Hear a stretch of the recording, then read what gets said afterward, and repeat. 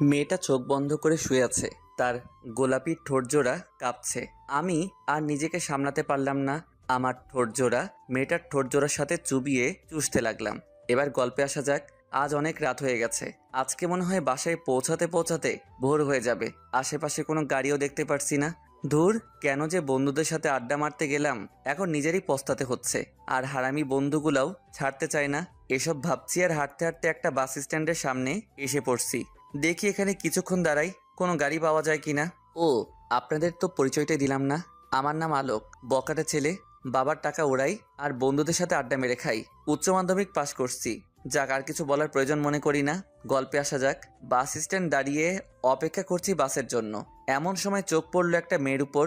একটু অবাক হলাম, কারণ এত রাতে একটা মেয়ে, তাও আবার একা দাঁড়িয়ে আছে।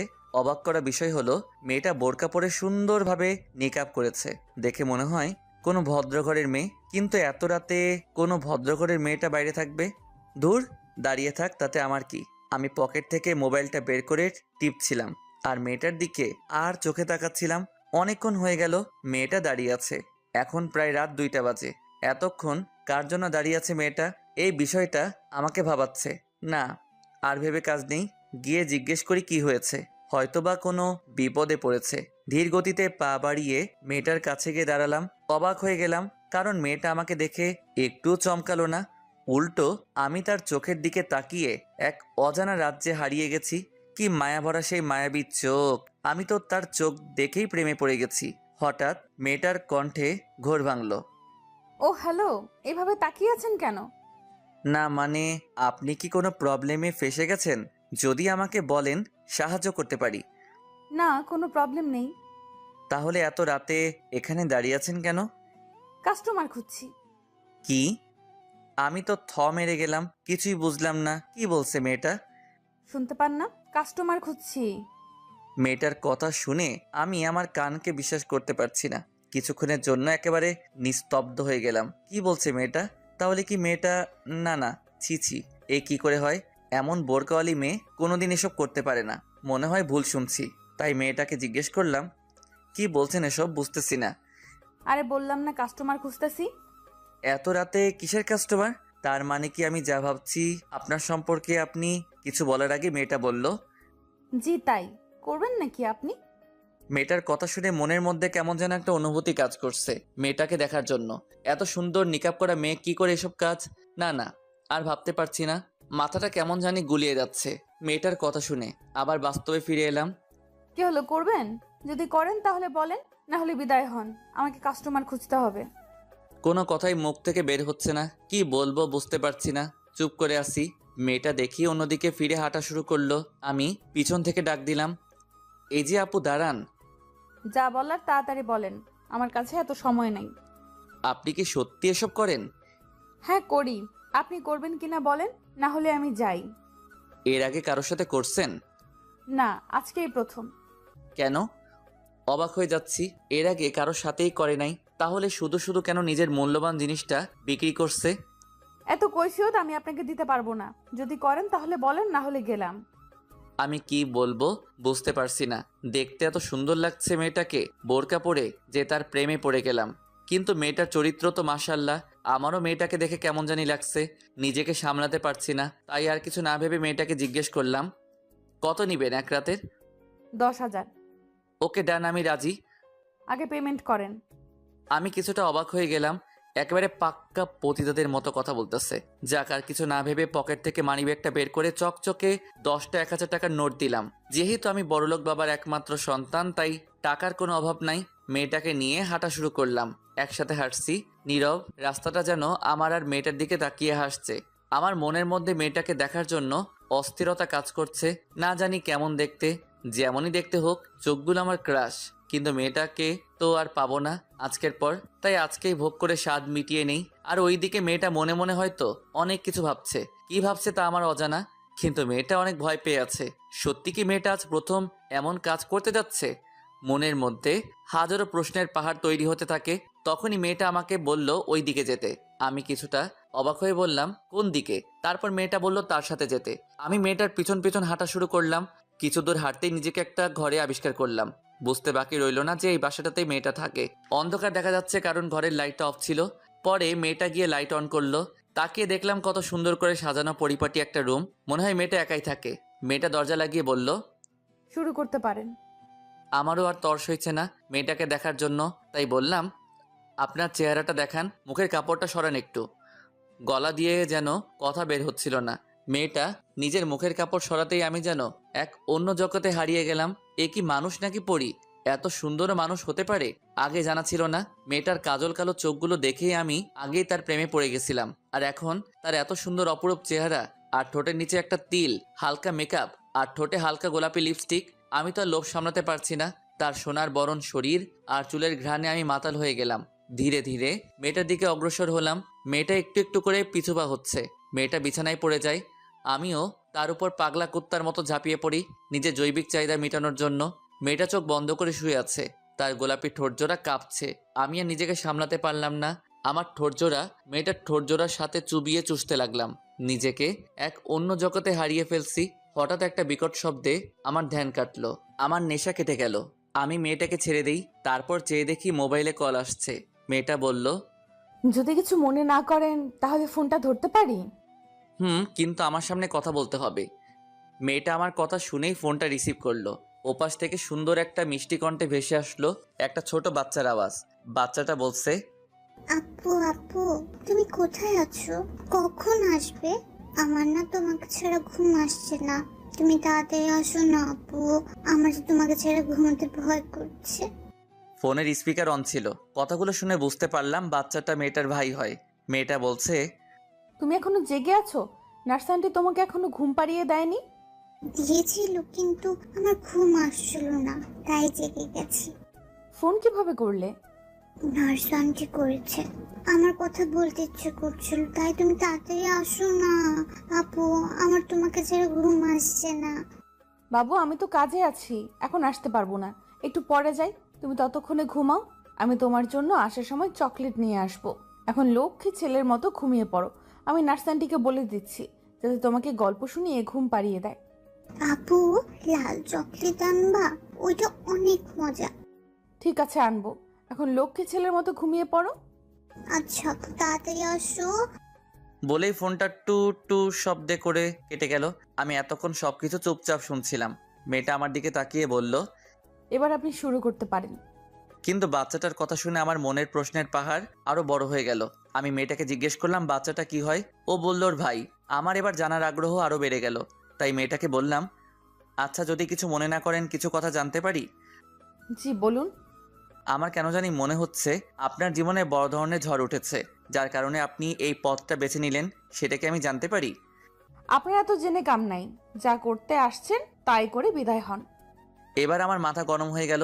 একটু বললে কি হয়, তাই রেগে বললাম, আচ্ছা করব না, আমি চলে যাচ্ছি, দেন আমার টাকা ফেরত দেন। কিছুটা ব্ল্যাকমেল করে, কারণ আমি বুঝতে পারছি মেয়েটা বিপদে পড়ছে।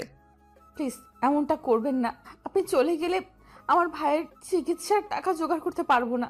আর এত রাতে আমি আর কোনো কাস্টমারও পাবো না। প্লিজ এমন করেন না। আচ্ছা, আপনার ভাইয়ের কি হয়েছে, আর আপনারই বা কি হয়েছে যার কারণে আপনি নিজের সতীত্বটা নষ্ট করতে পিছুপা হচ্ছেন না? সবকিছু খুলে বলুন আমাকে, তাহলে আমি যাব না। আপনি সত্যি সব শুনতে চান? তার জন্য তো জিজ্ঞেস করছি। আচ্ছা তাহলে শুনুন। আমার নাম মেহেরিমা জাহান। আমি কুমিল্লার বাসিন্দা। 1 বছর আগে মাধ্যমিক পাশ করে কলেজে উঠছি। আমার বাবা একজন দিনমজুর ছিলেন। আজ থেকে প্রায় 6 মাস আগে আমার মা বাবা দুইজনই একটা কার অ্যাক্সিডেন্টে মারা যান। সেদিন থেকে আমার জীবনে দুঃখের ঝড় নেমে আসে। আর লোকটা আমার মা বাবাকে গাড়ি চাপা দিয়েছিল। সেই লোকটা অনেক ধনী ছিল। আমাকে আর আমার ভাইকে ওনার সাথে নিয়ে যেতে চেয়েছিলেন, কিন্তু আমার মামা আর মামি দুইজন খুব লোভী। তারা ওই লোকটার কাছ থেকে টাকা নেয়, তারপর লোকটাকে চলে যেতে বলেন। আর তারপর মামি চক্রান্ত করে বাবার সব জায়গা জমি নিজের নামে করিয়ে নিয়েছিলেন। ওনারা ঠিক করেছিলেন আমাকে ওনাদের ছেলের সাথে বিয়ে দিবেন, কিন্তু ওনার ছেলে অনেক খারাপ লোক ছিলেন, নেশা করত। তাই আমি বিয়েতে রাজি হইনি। কিন্তু এতে করে ওনারা আমার খাওয়া দাওয়া বন্ধ করে দিয়েছিলেন। বাধ্য হয়ে ছোট ভাইকে নিয়ে কোনো মতে পালিয়ে ঢাকা চলে আসি। ঢাকায় এসে এই ছোট্ট রুমটা ভাড়া নেই। তারপর টিউশনি করে কোনো মতন 2 ভাই বোন খেয়ে রাত কাটাতাম। এভাবেই ভালো চলছিল আমাদের ভাই বোনের জীবন। কিন্তু তাতেও দুঃখের একটুও মায়া হলো না। আবার আমার জীবনে ঝড় তুলে দিল। একদিন ছোট ভাই খেলতে খেলতে হঠাৎ করে চিৎকার করে অজ্ঞান হয়ে পড়ে। পরে তাকে হসপিটালে নিয়ে গেলাম। ডাক্তার বলেছে ওর নাকি মাথায় ছোট্ট একটা টিউমার আছে, এটা অপারেশনের মাধ্যমে বের করতে হবে, না হলে দিন দিন আরো ব্যথা বাড়তে পারে আর তাতে ভাইটা মারাও যেতে পারে। আমি ডাক্তারকে জিজ্ঞেস করছিলাম কত টাকা লাগবে। ডাক্তার বলেছে মিনিমাম 1 থেকে 1.5 লক্ষ টাকা লাগবে। কিন্তু আমি এত টাকা কোথায় পাবো কোথায় এটাই ভেবে পাচ্ছিলাম না। চাকরি খোঁজার অনেক চেষ্টা করেছি, কিন্তু তারাও একই কাজ করতে চায় আমার সাথে। আমি রাজি হলে চাকরি দেবে, না হলে দেবে না, কিন্তু আমি রাজি হই না। দিন যেতে থাকে আর আমার ভাইটা মরণের সাথে লড়াই করতে থাকে। আপনি বলুন ওইটুকু একটা ছোট বাচ্চা কি করে পারবে এত ব্যথা সহ্য করতে? তাই আর কিছু না ভেবে বেরিয়ে পড়ছি নিজের গায়ে পতিতার ছাপ লাগাতে। এতে আমার জীবন ধ্বংস হলেও আমার নিষ্পাপ ভাইটার জীবন বেঁচে যাবে। আমি ছাড়া এই দুনিয়ায় ওর আর কেউ নাই। কেঁদে কেঁদে সব কথাগুলো বলল। মেয়েটার কথা শুনে আমার বুকের ভেতরটা দুমড়ে মুচড়ে গেল। কেমন যেন একটা কষ্ট অনুভব করলাম। মানুষ এত নিষ্ঠুর কি করে হতে পারে? আমি মেয়েটার দিকে তাকিয়ে দেখি মেয়েটা এখনো কাঁদছে। তার চোখের নোনা জলগুলো তার চোখের কাজলের সাথে মিলে একটা খেলা করছে। আমি তাড়াতাড়ি করে পকেট থেকে রুমালটা বের করে মেয়েটার হাতে দিয়ে বললাম, নেন, এইটা দিয়ে চোখের পানি মুছুন, কাঁদলে আপনাকে একটু ভালো দেখায় না। মেয়েটা রুমালটা হাতে নিয়ে চোখ মুছে কান্না করা বন্ধ করলো। আচ্ছা চলেন, এখন তো আপনার জৈবিক চাহিদা পূরণ করার পালা। আমি মেয়েটার এমন কথা শুনে সত্যি অবাক না হয়ে পারলাম না। কেউ এতটা নিচে নামতে পারে নিজের ভাইকে বাঁচানোর জন্য জানা ছিল না। আমি মেয়েটার গলার শব্দে আবার বাস্তবে ফিরে এলাম। আচ্ছা আপনি এবার আপনার কাজ শুরু করেন, আমি আর আপনাকে বাধা দেব না। আমার জীবনে প্রথম আপনিই সেই পুরুষ যে আমার এত কাছে এসেছে। চাইলে এখন আপনি আমার গায়ে পতিতার ছাপ বসিয়ে দিতে পারেন, পরে আবার টাকা ফেরত চাইতে পারবেন না, কারণ টাকাটা আমার খুব প্রয়োজন। আমি কি বলবো কিছুই বুঝতে পারছিলাম না। একদিকে মেয়েটা আমার স্বপ্নের সেই রাজকুমারী যাকে আমি মনে প্রাণে কাছে চাইছি, তবে সেটা স্বপ্নই ছিল এতদিন।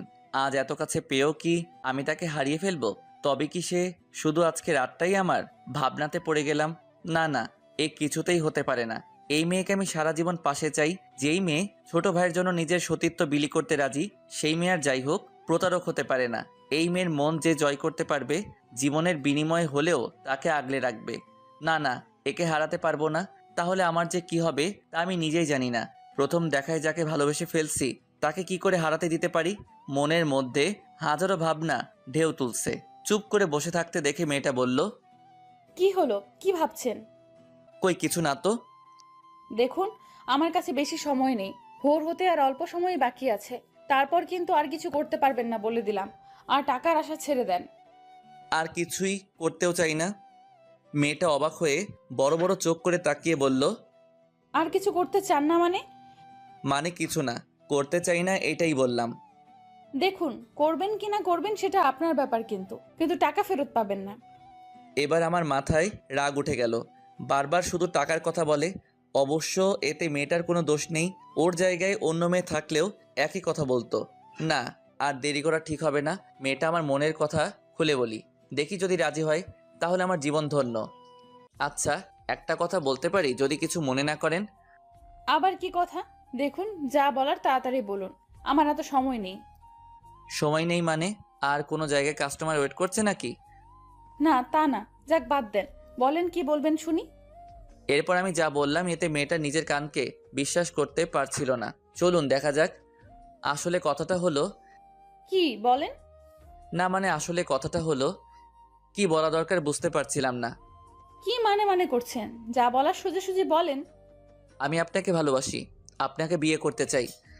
কথাটা বলেই মাথা নিচু করে ফেলি। আর এদিকে মেয়েটা যেন আকাশ থেকে পড়লো আমার এমন একটা কথা শুনে। এটার জন্য মেয়েটা মোটেও তৈরি ছিল না। কি বলছেন এসব? আপনার মাথা ঠিক আছে তো? দেখুন, আবেগের বশে কোনো কথা বলা উচিত না। আপনি যা করতে এসেছেন তাই করে বিদায় হন। আমি আবেগের বশে কথা বলছি না, যা বলছি মন থেকে বলছি। আমি আপনাকে প্রথম দেখেই ভালোবেসে ফেলেছি আর আপনাকে বিয়ে করতে চাই। দেখুন, এই মুহূর্তে আপনার আবেগটা কাজ করছে, তাই এসব কথা বাদ দেন প্লিজ। আপনি আপনার কাজ করে চলে যেতে পারেন। আর হ্যাঁ, বিয়ে করে কি করবেন শুনি? যেটা বিয়ে করে পাবেন সেটা তো বিয়ের আগেই পেয়ে যাচ্ছেন, তাহলে আর বিয়ে করবেন কেন? তাও আবার আমার মতো একটা পতিতার সাথে। মেয়েটার এমন কথা শুনে ভীষণ রাগ উঠল। মন চেয়েছিল কষিয়ে 2টা থাপ্পড় দিতে। আরে হেতিকে ভালোবাসি বলে মুখে যা আসে তাই বলে যাবে নাকি? দেখুন, বিয়ে মানেই যে সেক্স করা তা কিন্তু নয়। বিয়ের আরও অনেক ভালো দিক আছে। আমি আপনাকে আমার সারা জীবনের সুখ দুঃখের সাথী বানাতে চাই। বলেন, হবেন কি আমার পথ চলার সাথী? মেয়েটা কি বলবে বুঝতে পারছে না, কি বলা উচিত তার এখন। মেয়েটা একটা ভাবনার মধ্যে ডুবে গেল। একটা আপত্তিকর ছাপ দেখতে পারছিলাম তার মুখে। মেয়েটা বলল, আমি আপনাকে বিয়ে করতে পারবো না। আপনি যা করতে এসেছেন তাই করে চলে যান। এতিম মেয়ের ওপর কোনো দয়া দেখানোর দরকার নেই। এসব শুনে আমার মাথায় আরো বেশি গরম হয়ে যায়। নিজেকে আর আটকে রাখতে পারি না। ঠাস করে মেয়েটার গালে চর বসিয়ে দেই। মেয়েটার গালে হাত দিয়ে বসে আছে। বুঝতে পারলাম চরটা খুব জোরেই লেগেছে, কারণ চর খেয়ে মেয়েটা বিছানার কোণে ছিটকে পড়ে। আমি এমন কিছু করব সে স্বপ্নে ভাবতে পারে নাই। ওই, তুই নিজেকে কি মনে করিস? হ্যাঁ, তোকে প্রথম দেখায় ভালোবেসে ফেলছি, তাই তোর এত কথা সহ্য করছি। নয়তো তোকে খুন করে কখন চলে যেতাম। এখন বল, বিয়ে করবি কি না? না, করবো না আপনাকে বিয়ে। হাসছেন কেন? তুই যদি এখন আমাকে বিয়ে করতে রাজি না হোস, তাহলে কাল সকাল হওয়ার আগে তোকে পুলিশ এসে ধরে নিয়ে যাবে। আমি পুলিশকে বলবো তুই একটা বেশ্যা মেয়ে। তাই বলছি, চুপচাপ মেনে নে। আমি তোকে সত্যি ভালোবেসে ফেলছি, আর আমাকে বিয়ে করলে তোর ভাইও বেঁচে যাবে। না প্লিজ, এমনটা করবেন না। আমি আপনার দুটি পায়ে পড়ি, পুলিশকে ডাকবেন না। তাহলে আমার ভাইটার কি হবে? ওইটুকু একটা বাচ্চার প্রতি দয়া করেন, পুলিশকে ডাইকেন না। আপনার দুটি পায়ে ধরে বলছি। সাথে সাথে আমার পায়ে হাত দিয়ে ধরে বসে। তোর জায়গা আমার পায়ে নয়, তোর স্থান আমার মনে। তুই কিছু চিন্তা করিস না। তোর ভাইয়ের অপারেশনের সমস্ত দায়িত্ব আমার, কিন্তু তোকে আমাকে বিয়ে করতে হবে, না হলে আমি পুলিশ ডাকতে বাধ্য হব। না না, এটা করেন না প্লিজ। আপনি যা বলবেন তাই রাজি। তবু পুলিশকে ডাইকেন না। আমি আপনাকে বিয়ে করতে রাজি। নিজের অজান্তেই আমার মুখে একটা হাসি ফুটে ওঠে। আমি মেয়েটার গালে হাত দিয়ে তার চোখের পানি মুছে দেই। তারপর তার কপালে আলতো করে একটা চুমু খাই, আর বলি, যাও এখন শুয়ে পড়ো। খেয়াল করলাম তার গালটাতে চর মারার ফলে হাতের 5 আঙ্গুলের ছাপ বসে গেছে। কিন্তু আপনার পরিবার কি আমার মতো একটা এতিম মেয়েকে মেনে নেবে? এই চুপ! কে বলেছে তুমি এতিম? আমি আছি না তোমার সাথে? খবরদার, আর নিজেকে এতিম বলবে না। কথাটা শোনার পর মেয়েটা হাউমাউ করে কেঁদে ফেললো। কাঁদুক সে, আজকে তার জীবনের শেষ কান্না। আর কোনোদিন ও তাকে কাঁদতে দিব না। আমি তার চোখের পানি মুছে দিয়ে বললাম, যাও গিয়ে শুয়ে পড়ো, রাত অনেক হয়েছে, সকালে তোমার ভাইকে দেখতে যেতে হবে তো। মেয়েটা কোনো কথা না বলে চুপচাপ বিছানার এক কোণে গিয়ে শুয়ে পড়লো। খেয়াল করলাম মেয়েটা বালিশে মুখ লুকিয়ে কাঁদছে। আমার মন চাইছিল ওকে শক্ত করে জড়িয়ে ধরে বলি, কেঁদো না, আমি আছি তোমার পাশে। কিন্তু সেই অধিকারটুকু এখনো পাইনি। তাই আর কিছু না বলে আমি একটা বালিশ আর চাদর নিয়ে মাটিতে বিছানা পেতে শুয়ে পড়ি। এখনও কান্নার গুনগুন আওয়াজ শোনা যাচ্ছে। কি করব বুঝতে পারছি না। এখন কি আমার ওকে সান্ত্বনা দেওয়া উচিত হবে? মনে মনে ভাবছি, মেয়েটাকে এইভাবে জোর করে বিয়ে করাটা কি ঠিক হচ্ছে নাকি? না না, যা করছি ঠিকই করছি। পতিতা হয়ে সমাজে বসবাস করার চেয়ে আমার বউ হয়ে থাকা অনেক ভালো। এমনিতেই মেয়েটা সবকিছু হারিয়ে নিঃস্ব। এখন তার শেষ সম্বলটা যদি হারিয়ে পতিতার পরিচয়ে জীবন কাটায়, তাহলে হয়তো বেশি দিন বাঁচবে না। আর এমনিতে আমি ওকে প্রথম দিকে ভালোবেসে ফেলছি। ও শুধু আমার। ওকে যে করি হোক আমার করে পেতে হবে। পৃথিবীর সমস্ত কিছু ত্যাগ করে হলেও আমি এই মেয়েটাকেই বিয়ে করব। এসব ভাবতে ভাবতে কখন যে ঘুমিয়ে পড়লাম টেরই পেলাম না। একটু পর হঠাৎ একটা চিৎকারের শব্দ শুনে আমার ঘুম ভেঙে গেল। আমি রীতিমতো ভয় পেয়ে লাফিয়ে উঠছি। উঠে দেখি মেয়েটা ভয় চুপসে গেছে। আমি ওর কাছে তাড়াতাড়ি করে গিয়ে ওকে জড়িয়ে ধরি, আর মেয়েটাও আমাকে শক্ত করে জড়িয়ে ধরে ফেললো। আমার বুঝতে আর বাকি রইল না যে মেয়েটা স্বপ্ন দেখে ভয় পাইছে। কি হলো, কোনো খারাপ স্বপ্ন দেখলে নাকি? আমার আমার ভাই, আমার ভাই কোথায়? ওকে দেখতে পাচ্ছি না। বুঝতে পেরেছি, মেয়েটা ওর ভাইকে নিয়ে কোনো খারাপ স্বপ্ন দেখেছে। তোমার ভাই হসপিটালে, তুমি জানো না? মেয়েটার হুঁশ ফিরল। এতক্ষণ ভয় গোড়ের মধ্যে ছিল। হুঁশ ফিরতেই আমাকে এক ঝটকা দিয়ে সরিয়ে দিল। তারপর তার কান্নার মাত্রা আরও বেড়ে গেল। ইস, কত সুন্দর লাগে কাঁদলে, একদম বাচ্চাদের মতো। কিন্তু এখন রোমান্স করার সময় নাই। ওই, কাঁদছো কেন? কি হয়েছে? কিছু না। মেয়েটা তার চোখের পানি মুছে কান্না বন্ধ করে। কি হলো, বলো, কি হয়েছে? আচ্ছা, কিছু কথা বলার ছিল। হ্যাঁ বলো, কি বলবে? আপনি আমাকে সত্যিই ভালোবাসেন? আর আমাকে কি সত্যি বিয়ে করতে চান? হ্যাঁ, আমি তোমাকে সত্যি ভালোবাসি, আর তোমাকে বিয়ে করতে চাই। কিন্তু আপনার পরিবারের সবাই কি আমাকে মেনে নেবে? পরিবার বলতে তেমন কেউ নেই, আছে শুধু বাবা। বাবা তার ব্যবসা নিয়ে ব্যস্ত থাকেন, আর আমি সারাদিন ঘুরি ফিরি আর খাই। আর আপনার মা? শুনেছি উনি নাকি আমার জন্মের পর মারা গেছেন। ছোটবেলা থেকেই বাবা আমার সবকিছু দেখাশোনা করছেন। এইভাবে কথা বলতে বলতে ভোরের আজান দিয়ে দিল। মেয়েটা আমাকে বলল, আচ্ছা, এখন আজান দিচ্ছে, যান আপনি নামাজটা পড়ে আসুন। আমি ভাবলাম কিছুটা দুষ্টামি করা যাক। আসলে আমার না খুব ঘুম পাচ্ছে, আমি ঘুমাই। বলেই মেয়েটার কোলে মাথা রেখে শুয়ে পড়লাম। আর খেয়াল করলাম মেয়েটার মুখে একটা হাসির ঝলক। ওই কি করছেন, যান নামাজটা পড়ে আসুন আগে, তারপর ঘুমায়েন। না না, আমি যাব না, আমি ঘুমাই, তুমি পড়ো। আমি কোনো বেনামাজি পুরুষকে বিয়ে করতে পারবো না, কারণ যে তার সৃষ্টিকর্তাকে ভালোবাসতে পারে না সে আমাকে কি ভালোবাসবে। বুঝেছি, আপনি আমার সাথে মজা করছেন এতক্ষণ। নেন আপনার টাকা নেন, যান এখান থেকে। আপনাকে বিয়ে তো দূরের থাক, আপনার চেহারাও দেখতে চাই না। আমি সাথে সাথে উঠে পড়লাম, ওর দিকে করুণ চোখে তাকিয়ে থাকলাম। এখন আমাকে এইভাবে ব্ল্যাকমেল করছো, বিয়ের পর কি করবে শুনি? সেটা পরে ভেবে নিব, এখন যান। আচ্ছা যাচ্ছি। বিছানা থেকে উঠে ফ্রেশ হয়ে নামাজ পড়তে চলে গেলাম মসজিদে। নামাজ পড়ে এসে দেখি নাস্তা রেডি। মেয়েটা আমাকেই দেখেই বলল, চলে আসছেন, বসুন, নাস্তাটা করে নেন। নাস্তা বানালে কখন? এই তো একটু আগে। আপনি বসুন, আমি বেড়ে দিচ্ছি। আমি মনে মনে খুশিতে নাচতেছি। বিয়ের আগে হবু বউয়ের হাতে রান্না খাবো, উফ কি খুশিটাই না লাগছে। আমি গিয়ে টেবিলে বসে পড়লাম। তারপর আমাকে খাবার বেড়ে দিয়ে দাঁড়িয়ে আছে। কি হলো, তুমি খাবে না? খাবো পরে, আপনি আগে খেয়ে নিন। না তুমি বসো, দুজনে একসাথে খাবো। ওকে খাবার টেবিলে বসানোর জন্য ওর হাত ধরতে চিৎকার করে উঠল। দেখলাম ওর চোখ বেয়ে নোনা পানি ঝরছে। কি হলো কিছুই বুঝলাম না। খাবার টেবিল থেকে উঠে পড়লাম। চোখ পড়ল ওর হাতের উপর, দেখলাম অনেকখানি পুড়েছে। এটা কিভাবে হলো তোমার? একটু ছ্যাঁকা লাগছে, সমস্যা নাই, ঠিক হয়ে যাবে। যান আপনি খেয়ে নেন। সমস্যা নাই মানে? কতখানি পুড়ছে আর তুমি বলছো একটুখানি? ওষুধ লাগাওনি? লাগিয়েছি। আচ্ছা এখানে বসো। আমি ওকে জোর করে টেবিলে বসালাম। তারপর ভাতের প্লেটটা হাতে নিয়ে ওকে খাইয়ে দিতে শুরু করলাম। খেতে চাইছিল না, তাও জোর করে খাওয়াইছি। খাওয়া দাওয়া শেষ করে দুইজনে রেডি হয়ে বেরিয়ে পড়লাম। গন্তব্য হসপিটাল, যেখানে ওর ভাই চিকিৎসাধীন রয়েছে। যাওয়ার সময় মেয়েটা ওর ভাইয়ের জন্য একটা চকলেট কিনলো। টাকাটা আমি দিতে চাইছিলাম, কিন্তু ও দিতে দেয় নাই। পরে দুইজনে হাসপাতালে পৌঁছে গেলাম। বাচ্চা ছেলেটা ওর আপুকে দেখে দৌড়ে এসে তার কোলে উঠে পড়ে। মেয়েটা তার ভাইয়ের গালে চুমু খেলো। বাচ্চাটাও ওর বোনের গালে পাপ্পি খেলো। তারপর বাচ্চাটা চোখ পড়লো আমার উপর। বাচ্চাটা তার আপুকে জিজ্ঞেস করলো, আপু আপু, ওই আঙ্কেলটা কে? ওই আঙ্কেলটা তোমাকে দেখতে আসছে। ও আমাকে দেখতে আসছে? বাচ্চাটার মুখে আঙ্কেল শব্দটা শুনে আমি তো মেরে গেছি। বলে কি পুচকুটা, আমি আর আঙ্কেল এখনো বিয়ে করলাম না, আর দাড়িও তো নেই। শিওর হওয়ার জন্য গালে আর একবার হাত দিয়ে দেখলাম দাড়ি উঠছে কিনা। না, কোনো দাড়ি নেই। তাহলে এই পুচকুটা আঙ্কেল বলল কেন? আর মেয়েটাও পারে বটে, আমাকে আঙ্কেল বলছে। আরও মুচকি মুচকি হাসি দিচ্ছে। যা, আজকে মনে হয় বুড়োই হয়ে গেলাম। ওই আঙ্কেলটা তোমাকে দেখতে আসছে। আমার আর কিছু করার নাই। বাচ্চাটা তার আপুর কোল থেকে নেমে গেল। তারপর আমার কাছে আসলো। আমি হাঁটু গেড়ে তার সামনে বসলাম। আঙ্কেল আঙ্কেল, আপনি সত্যি আমাকে দেখতে আসছেন? হ্যাঁ, তোমার জন্যই তো আসছি। তার আগে তুমি আমাকে ভাইয়া বলে ডাকো, তোমার জন্য একটা গিফট আছে। কি গিফট আঙ্কেল? দেন না, দেন দেন। উফ, আবার আঙ্কেল ভাইয়া বলো তাহলে দিব।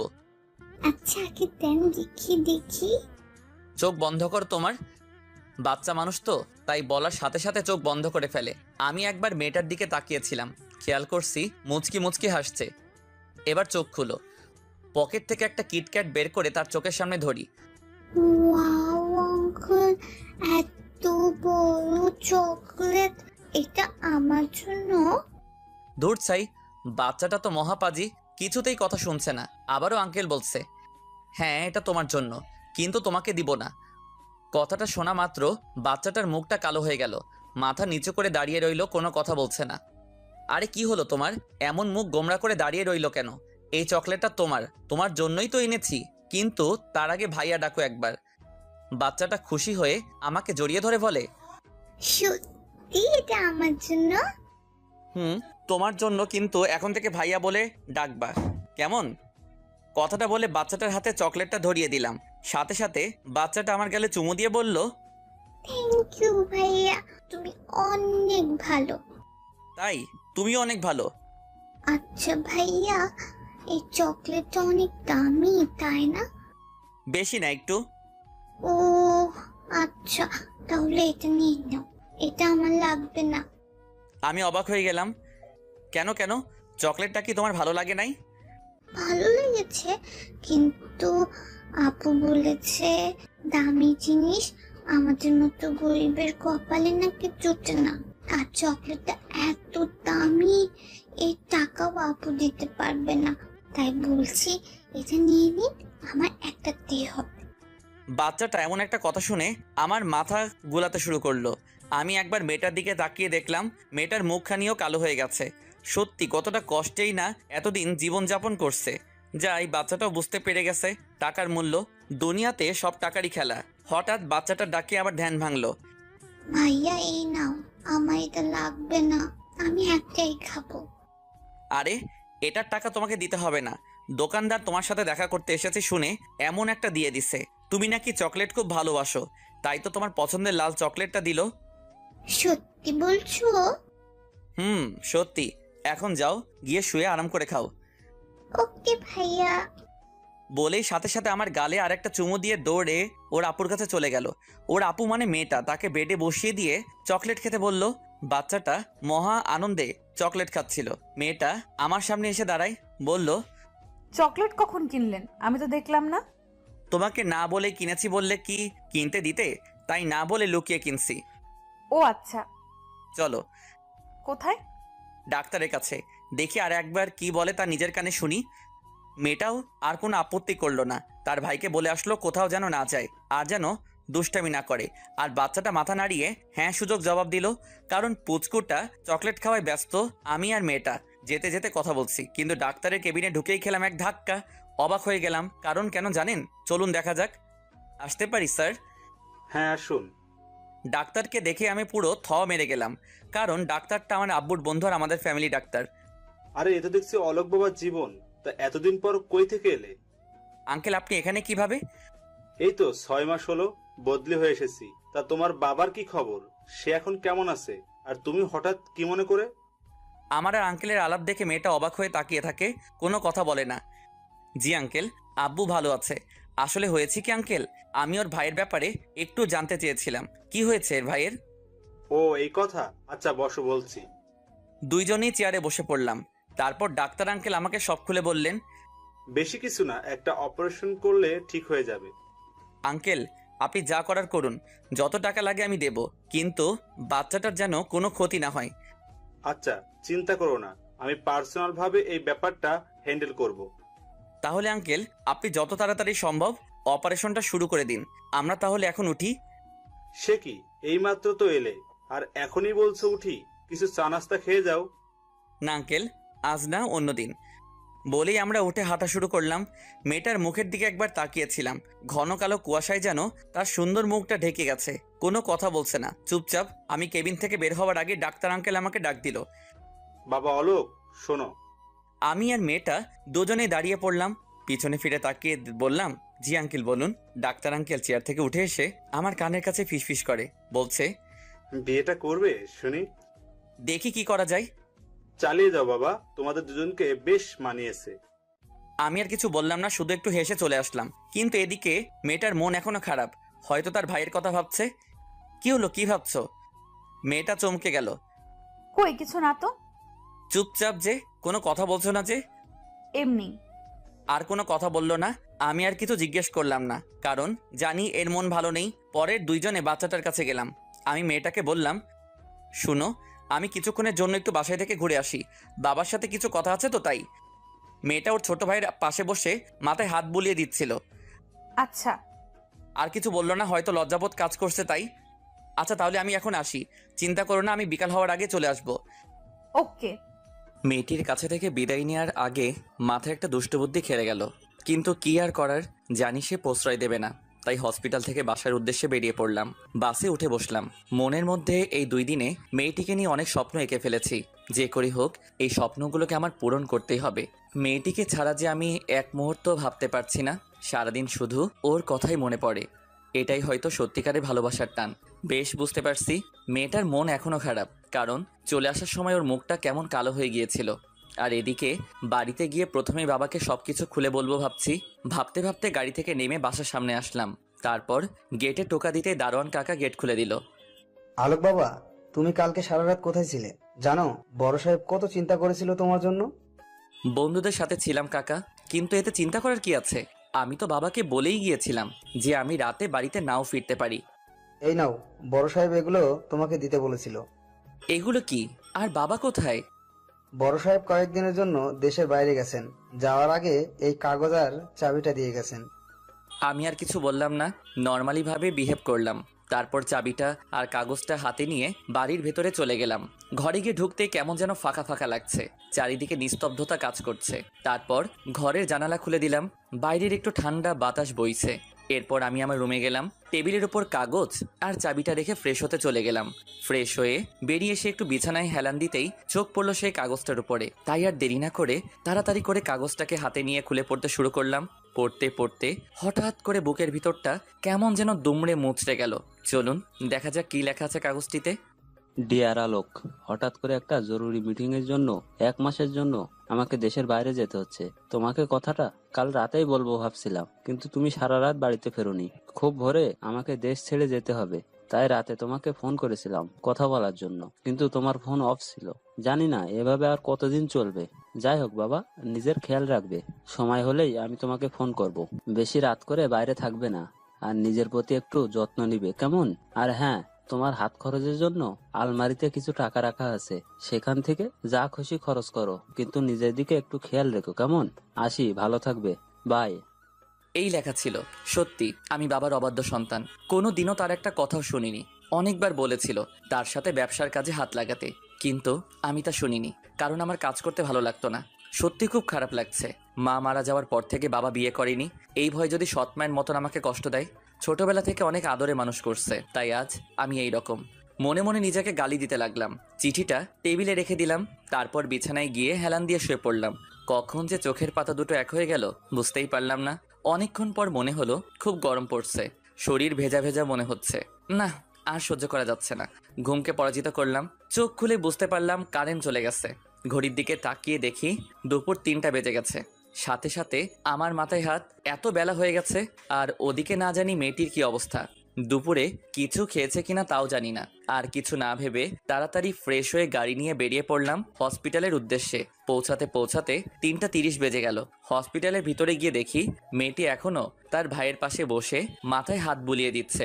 আমি সামনে গিয়ে একটু গলা ছেড়ে কাশি দিলাম। মেয়েটা আমার দিকে ঘুরে তাকায়, কিন্তু কোনো রিয়াকশন নেই। ও ঘুমিয়ে পড়ছে। হুম দুপুরে খাবার খাইছে? হুম খাবার খাইয়ে ওষুধ খাইয়ে ঘুম পাড়িয়ে দিলাম। আর তুমি কিছু খাইছো? মেয়েটা কিছুটা ভ্রু কুচকে গেল। না মানে হ্যাঁ, খেয়েছি। আর আপনি? না, এখনো খাইনি। চলো এখন খাবো। তো যান, খেয়ে আসেন, আমি এখানেই আছি। তুমি কিছু খাবে না আমি জানি, তুমিও না খেয়ে আছো। না, আমি খেয়েছি, আপনি যান, খেয়ে আসেন।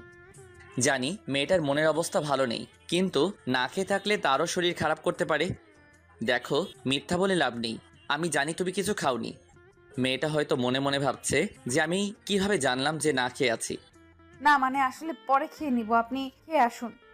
না, তুমি না খেলে আমিও খাবো না। আর জানো, আমি ক্ষুধা সহ্য করতে পারি না, কিন্তু তুমি তো খাবে না, তাই না? তাহলে আমিও খাবো না, এতে আমার মরণ হয় হোক। বলেই একটা চেয়ারে বসে পড়লাম। মেয়েটা বসা থেকে উঠে আমার সামনে এসে দাঁড়ালো। দেখুন, জেদ করবেন না প্লিজ। আমার ভাইকে রেখে এখন আপনার সাথে কিভাবে যাব বলুন? হঠাৎ যদি উঠে পড়ে, আমাকে দেখতে না পেলে কান্নাকাটি শুরু করবে। আমি জানি মেয়েটারও খিদা লাগছে, কিন্তু মুখ ফুটে কিছু বলতে পারছে না। সব মেয়েরা এমনই হয়, মনের ভিতরে লুকানো কথা কোনোদিনও মুখ ফুটে বলবে না। কিন্তু তোমার ভাই তো এখন ঘুমাচ্ছে, চিন্তা করো না, ওর উঠে পড়ার আগে আমরা চলে আসব। আর উঠে পড়লে ওর নার্স আন্টি তো আছেই দেখে রাখার জন্য, তাই না? তাই প্লিজ চলো আমার সাথে। অনেক জোরাজোরি করার পর রাজি করালাম। একজন নার্সকে বাচ্চাটার সামনে রেখে দুজনে বেরিয়ে পড়লাম। হসপিটালে সিঁড়ি দিয়ে নামছিলাম দুজনে। হঠাৎ করে মেয়েটা পায়ে হোঁচট খেয়ে প্রায় পড়ে যাওয়ার মতো অবস্থা হয়। আমি তাড়াতাড়ি করে ধরে ফেলি, এতে মেয়েটা কিছুটা লজ্জাবোধ করে আর পায়ে একটু আঘাত পায়। হাঁটতে পারছে না মেয়েটা, হয়তো পায়ে একটু বেশি ব্যথা পাইছে। আমার কাঁধে হাত রেখে হাঁটা শুরু করলো, কিন্তু এমন করে খুঁড়িয়ে হাঁটলে সন্ধ্যা হয়ে যাবে। আর এদিকে আমার খিদেই প্রাণ যায়। দূর চাই, কি করব বুঝতে পারছি না। হঠাৎ করে মাথায় একটা শয়তানি বুদ্ধি এলো। মেয়েটার দিকে তাকিয়ে একটু হাসি দিয়ে মেয়েটাকে কোলে তুলে ফেললাম। ওরে বাবারে, কি ভারী রে, দেখে বোঝা যায় না কিন্তু পুরাই ময়দার বস্তা। আমি এমন কিছু একটা করব তা মেয়েটা কখনো ভাবেনি। লজ্জায় সে তার চোখ বন্ধ করে ফেলে। আমি আস্তে আস্তে করে মেয়েটাকে নিয়ে নামছি। কি রোমান্টিক সিন, দেখলে আপনাদেরও হিংসা হবে, যেমন হিংসা হয়েছিল হাসপাতালের মানুষগুলোর। হ্যাঁ, হসপিটালে সবাই আমার দিকে ড্যাব ড্যাব করে তাকিয়েছিল। তাকিয়ে থাক, তাতে আমার কি? আমি তো আমার হবু বউকে কোলে নিয়েছি। অবশেষে মেয়েটাকে গাড়িতে বসিয়ে দিলাম। তারপর গাড়ি চালানো আরম্ভ করলাম। গাড়ি চালানোর সময় মেয়েটার দিকে একবার তাকিয়ে দেখি লজ্জায় মেয়েটার মুখখানি লাল হয়ে গেছে। আর আমার তো হাসতে হাসতে দম যায়, কিন্তু তাও নিজের হাসিকে কন্ট্রোল করলাম, কারণ এখন যদি হাসি তাহলে কপালে দুঃখ আছে। মেয়েটা চুপচাপ বসে আছে আর আমি গাড়ি চালাচ্ছি। কি হলো, কিছু বলছো না যে? আপনি আমাকে এইভাবে কোলে নিলেন কেন? তুমি তো হাঁটতে পারছিলে না তাই। এরপর থেকে আমার পারমিশন ছাড়া আমাকে এইভাবে কোলে নিবেন না, বুঝছেন? ওকে। আমি মনে মনে বলছি, দাঁড়াও না, একবার শুধু বিয়েটা করে নেই, তারপর তোমাকে দেখাবো কে কার পারমিশন নিয়ে কি করবে। এমন টাইট দিব জীবনেও ছুটতে পারবা না। আচ্ছা, তোমার পায়ে কি খুব ব্যথা করছে? না। আর কোনো কথা বললাম না। গাড়িটা একটা বড় রেস্টুরেন্টের সামনে পার্ক করলাম। তারপর দুজনে ভিতরে গিয়ে বসলাম। আমি তার দিকে মেনু কার্ড এগিয়ে দিয়ে বললাম কি খাবে তা অর্ডার করতে, কিন্তু সে বলল আপনার যা খুশি অর্ডার করুন। তাই আমি নিজেই অর্ডার করলাম। খাবারের নামগুলা অজানা থাক, বললে আবার আপনাদের লোভ লাগবে। ওয়েটার খাবার পরিবেশন করে দিয়ে গেল, কিন্তু মেয়েটা কিছু খাচ্ছে না, শুধু আর চোখে খাবারের দিকে তাকাচ্ছে। কি হলো, খাচ্ছ না যে? নাও, খাওয়া শুরু করো। না মানে এত ভালো ভালো খাবার আগে কখনো খাইনি তো, তাই জানি না কিরকম খেতে। আর আমার ভাই ওসব কোনোদিনই দেখেনি। ওকে ছাড়া আমি এত ভালো ভালো খাবার কিভাবে খাবো বলুন? ও আচ্ছা, এই কথা। চিন্তা করো না, তোমার ভাইয়ের জন্য নিয়ে যাব। আর এই খাবারগুলো খুবই ভালো আর সুস্বাদু, বিশ্বাস না হলে খেয়ে দেখো একটু। তারপর মেয়েটা খাওয়া শুরু করলো, কিন্তু কেন জানি মনে হচ্ছে ওর খেতে খুব কষ্ট হচ্ছে। মুহূর্তেই মনে পড়লো ওর তো হাতে ছ্যাঁকা খাইছে, হয়তো এই জন্য খেতে কষ্ট হচ্ছে।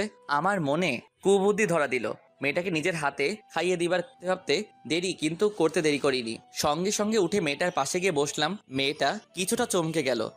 কি হলো, তোমার খেতে অসুবিধা হচ্ছে, তাও আমাকে বলতে পারছো না? না মানে আসলে হাতে একটু জ্বালা করছে। আচ্ছা, তোমার খেতে হবে না, আমি খাইয়ে দিচ্ছি। না ঠিক আছে, আমি খেতে পারবো। হ্যাঁ হ্যাঁ হইছে, জানি কেমন খেতে পারবে। চুপচাপ বসো এখানে, কোনো কথা বলবে না। মেয়েটা আর কোনো কথা বলল না। আমি খাবার প্লেট হাতে নিয়ে খাইয়ে দিতে শুরু করলাম। কিছুক্ষণ পর খেয়াল করলাম মেয়েটা কাঁদছে। কি হলো, কাঁদছো কেন? কিছুই বুঝলাম না। ঝাল লাগলো নাকি? এই কি হলো, তোমার কাঁদছো কেন? কই কিছু না তো।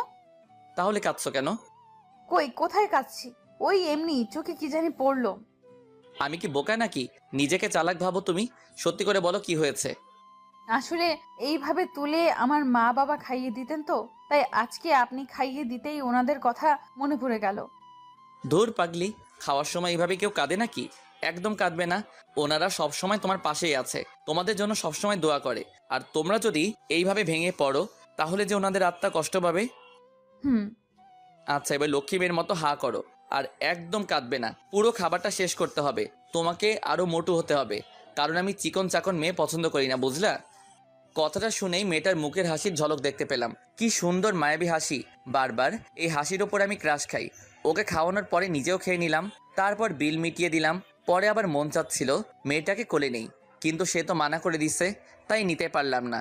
কিন্তু তাও আমার কাঁধে হাত রেখে আস্তে আস্তে হেঁটে হেঁটে গাড়ির ভিতরে গিয়ে বসলো। আমি গাড়ি চালাতে শুরু করলাম। মাঝপথে মেয়েটা বলল, ওই প্লিজ প্লিজ গাড়িটা থামান প্লিজ। কেন, কি হয়েছে? আহ, এত কথা না বলে থামান না। আমি আর কোনো আপত্তি না করে মারলাম ব্রেক। গাড়িটা থেমে গেল। আমি আর মেয়েটা দুইজনেই গাড়ি থেকে নামলাম। এখন আবার কোথায় যাবে? ওই যে দেখছেন একটা রাস্তার ওই পাশে একটা মাঠ আর একটা পুকুর দেখা যাচ্ছে, ওইখানে একটু নিয়ে যাবেন প্লিজ। কেন? আসলে আমার পুকুর পাড়ে বসে থাকতে খুব ভালো লাগে, নিয়ে চলুন না প্লিজ। বেশি থাকবো না, একটু পর চলে আসবো। আমি আর কিছু না ভেবে মেয়েটাকে সাথে করে নিয়ে গেলাম পুকুর পাড়ে। সেখানে একটা খোলা জায়গায় দুজনে বসে পড়লাম। দুজনের মধ্যে নিস্তব্ধতা বিরাজমান, কেউ কারোর সাথে কথা বলছে না। মেয়েটা আপন মনে কিছুক্ষণ পুকুরের পানির দিকে তাকিয়ে রইল। ওইখানে পাশে একটা ঝালমুড়িওয়ালা লোক ঝালমুড়ি বিক্রি করছিল। আমি তাকে জিজ্ঞেস করলাম ঝালমুড়ি খাবে কিনা। সে মাথা নাড়িয়ে হ্যাঁ সূচক জবাব দিল। পরে আমি ঝালমুড়ি এনে তার হাতে দিলাম। আমিও খেতে লাগলাম। ঝালমুড়ি খাওয়া শেষ, আর কিছুক্ষণ বসে রইলাম। আচ্ছা চলেন এবার যাওয়া যাক। না, বসো, তোমার সাথে কিছু কথা আছে। জি বলুন। সত্যি করে একটা কথা বলবা? তুমি কি সত্যি আমাকে মন থেকে বিয়ে করতে রাজি হইছো নাকি? মেয়েটা আমার এমন প্রশ্ন করাতে কিছুটা আটকে উঠলো। কি বলবে সে নিজেই জানে না। সত্যি কথা বলতে কি, আমি আপনাকে বিয়ে করতে চাইনি, কিন্তু আপনি আমাকে পুলিশে ধরিয়ে দেবার ভয় দেখিয়ে রাজি করিয়েছেন। আমি কি বলবো কিছুই বুঝতে পারছিলাম না, মাথাটা ঘুরাচ্ছে। সত্যি কি তুমি আমাকে পছন্দ করো না? না। আমাকে কি ভালোবাসা যায় না? কেন যাবে না? আপনার মতো ছেলেকে আজকাল সব মেয়েরাই পছন্দ করে। সব মেয়েরাই আপনার মতো জীবন সঙ্গী চায়। তাহলে তুমি কেন আমাকে ভালোবাসতে পারবে না? জানি না, কিন্তু আমি আপনাকে বিয়ে করলেও মন থেকে হয়তো কোনোদিন স্বামী হিসেবে মেনে নিতে পারবো না, কারণ বিয়েটা আমার ইচ্ছের বিরুদ্ধে হচ্ছে। থাক, আর বলতে হবে না। আমি আর কিছু বলতেই পারলাম না।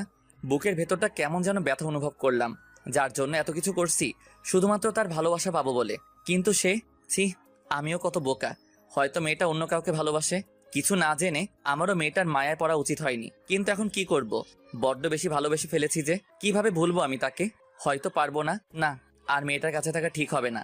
ওর যত কাছে থাকবো ততই ওর মায়ায় পড়ে যাব। তার থেকে ভালো হবে ওর থেকে দূরে সরে যাওয়া। এসব ভাবতে ভাবতেই চোখের কোণে নোনা জলগুলো বেরিয়ে আসছিল। ওকে বুঝতে না দিয়ে মাথাটা ঘুরিয়ে চোখের পানিটা মুছে ফেললাম। মনে মনে বলতে লাগলাম, খুব ভালোবাসি তোমাকে, হয়তো আজকে আমাদের শেষ দেখা। আর কিছু না বলে আমি উঠে হাঁটা শুরু করলাম। মেয়েটা অবাক হয়ে তাকিয়ে রইল, কারণ তাকে রেখেই হাঁটা শুরু করছি। 1 পা 2 পা করে সামনে এগোচ্ছি, আর ওর জীবন থেকে ধীরে ধীরে সরে যাচ্ছি। মেয়েটাও আমার পিছন পিছন হাঁটা শুরু করলো। আমি গাড়িতে বসে পড়লাম। মেয়েটাও ধীরে ধীরে এসে গাড়িতে চড়ে বসলো। আমি কোনো কথা বলছি না, কি বলবো? আর নিজের কথা বলার বাকশক্তি হারিয়ে ফেলছি। মনের মধ্যে এখন শুধু বেদনারই ঝড়। মন খুলে কাঁদতে ইচ্ছে করছিল, কিন্তু পারলাম না। গাড়ি চালাতে শুরু করলাম। কি হলো, কথা বলছেন না যে? এই যে শুনছেন। বলুন। এতক্ষণ ভাবনার বিভোর ছিলাম, তাই প্রথম ডাকটা শুনতে পাইনি। মেয়েটা কিছুটা অবাক হয়ে যায়, কারণ আমি তাকে আবার আপনি করে বলা শুরু করেছি। এটা মেয়েটা খুব ভালো করে খেয়াল করছে। এখন আবার আপনি করে বলছেন কেন? যার যে অধিকার, সেই অধিকারের মধ্যে সীমাবদ্ধ থাকা উচিত। মানে? কিছু না। আর কিছু বললো না। জানি না ওর মনে কি চলছে, তবে আমার মনে যে বেদনার আগুন দাউ দাউ করে জ্বলছে, কিভাবে ভুলবো তাকে? কি করে ভুলে থাকবো এই মায়ায় ভরা মুখখানি? না, ভুলতে আমাকে হবেই, কারণ ও আমাকে চায় না। আমি শুধুমাত্র ওর প্রয়োজন। আর তাছাড়া জোর করে ভালোবাসা আদায় করাও যায় না। এসব ভাবতে ভাবতে হঠাৎ গাড়ি থামালাম। কি হলো, গাড়ি থামালেন যে? হসপিটালে চলে আসছি। ও, আপনি যান, আমি ডাক্তার আঙ্কেলের সাথে একটু দেখা করে আসি। ওকে। অতঃপর মেয়েটা গাড়ি থেকে নেমে গেল। আমিও নামলাম। মেয়েটা ভিতরে চলে যাচ্ছে। আমি তার চলে যাওয়ার দিকে এক নজরে তাকিয়ে রইলাম। হয়তো এখনই শেষ দেখা। মনে হচ্ছিল কেউ আমার গলা চেপে ধরেছে। নিঃশ্বাস নিতে কষ্ট হচ্ছিল। চোখের কোণে আবারও পানি জমে গেল। এবার আর বাধা মানল না, গড়িয়ে পড়ল আমার গাল বেয়ে। কোনোদিনও কারোর জন্য কষ্ট হয়নি। আজ বুঝতে পারলাম আপনজন ছেড়ে গেলে কতটা কষ্ট হয়। এই কষ্ট সইবার ক্ষমতা সবার নেই, আমারও নেই।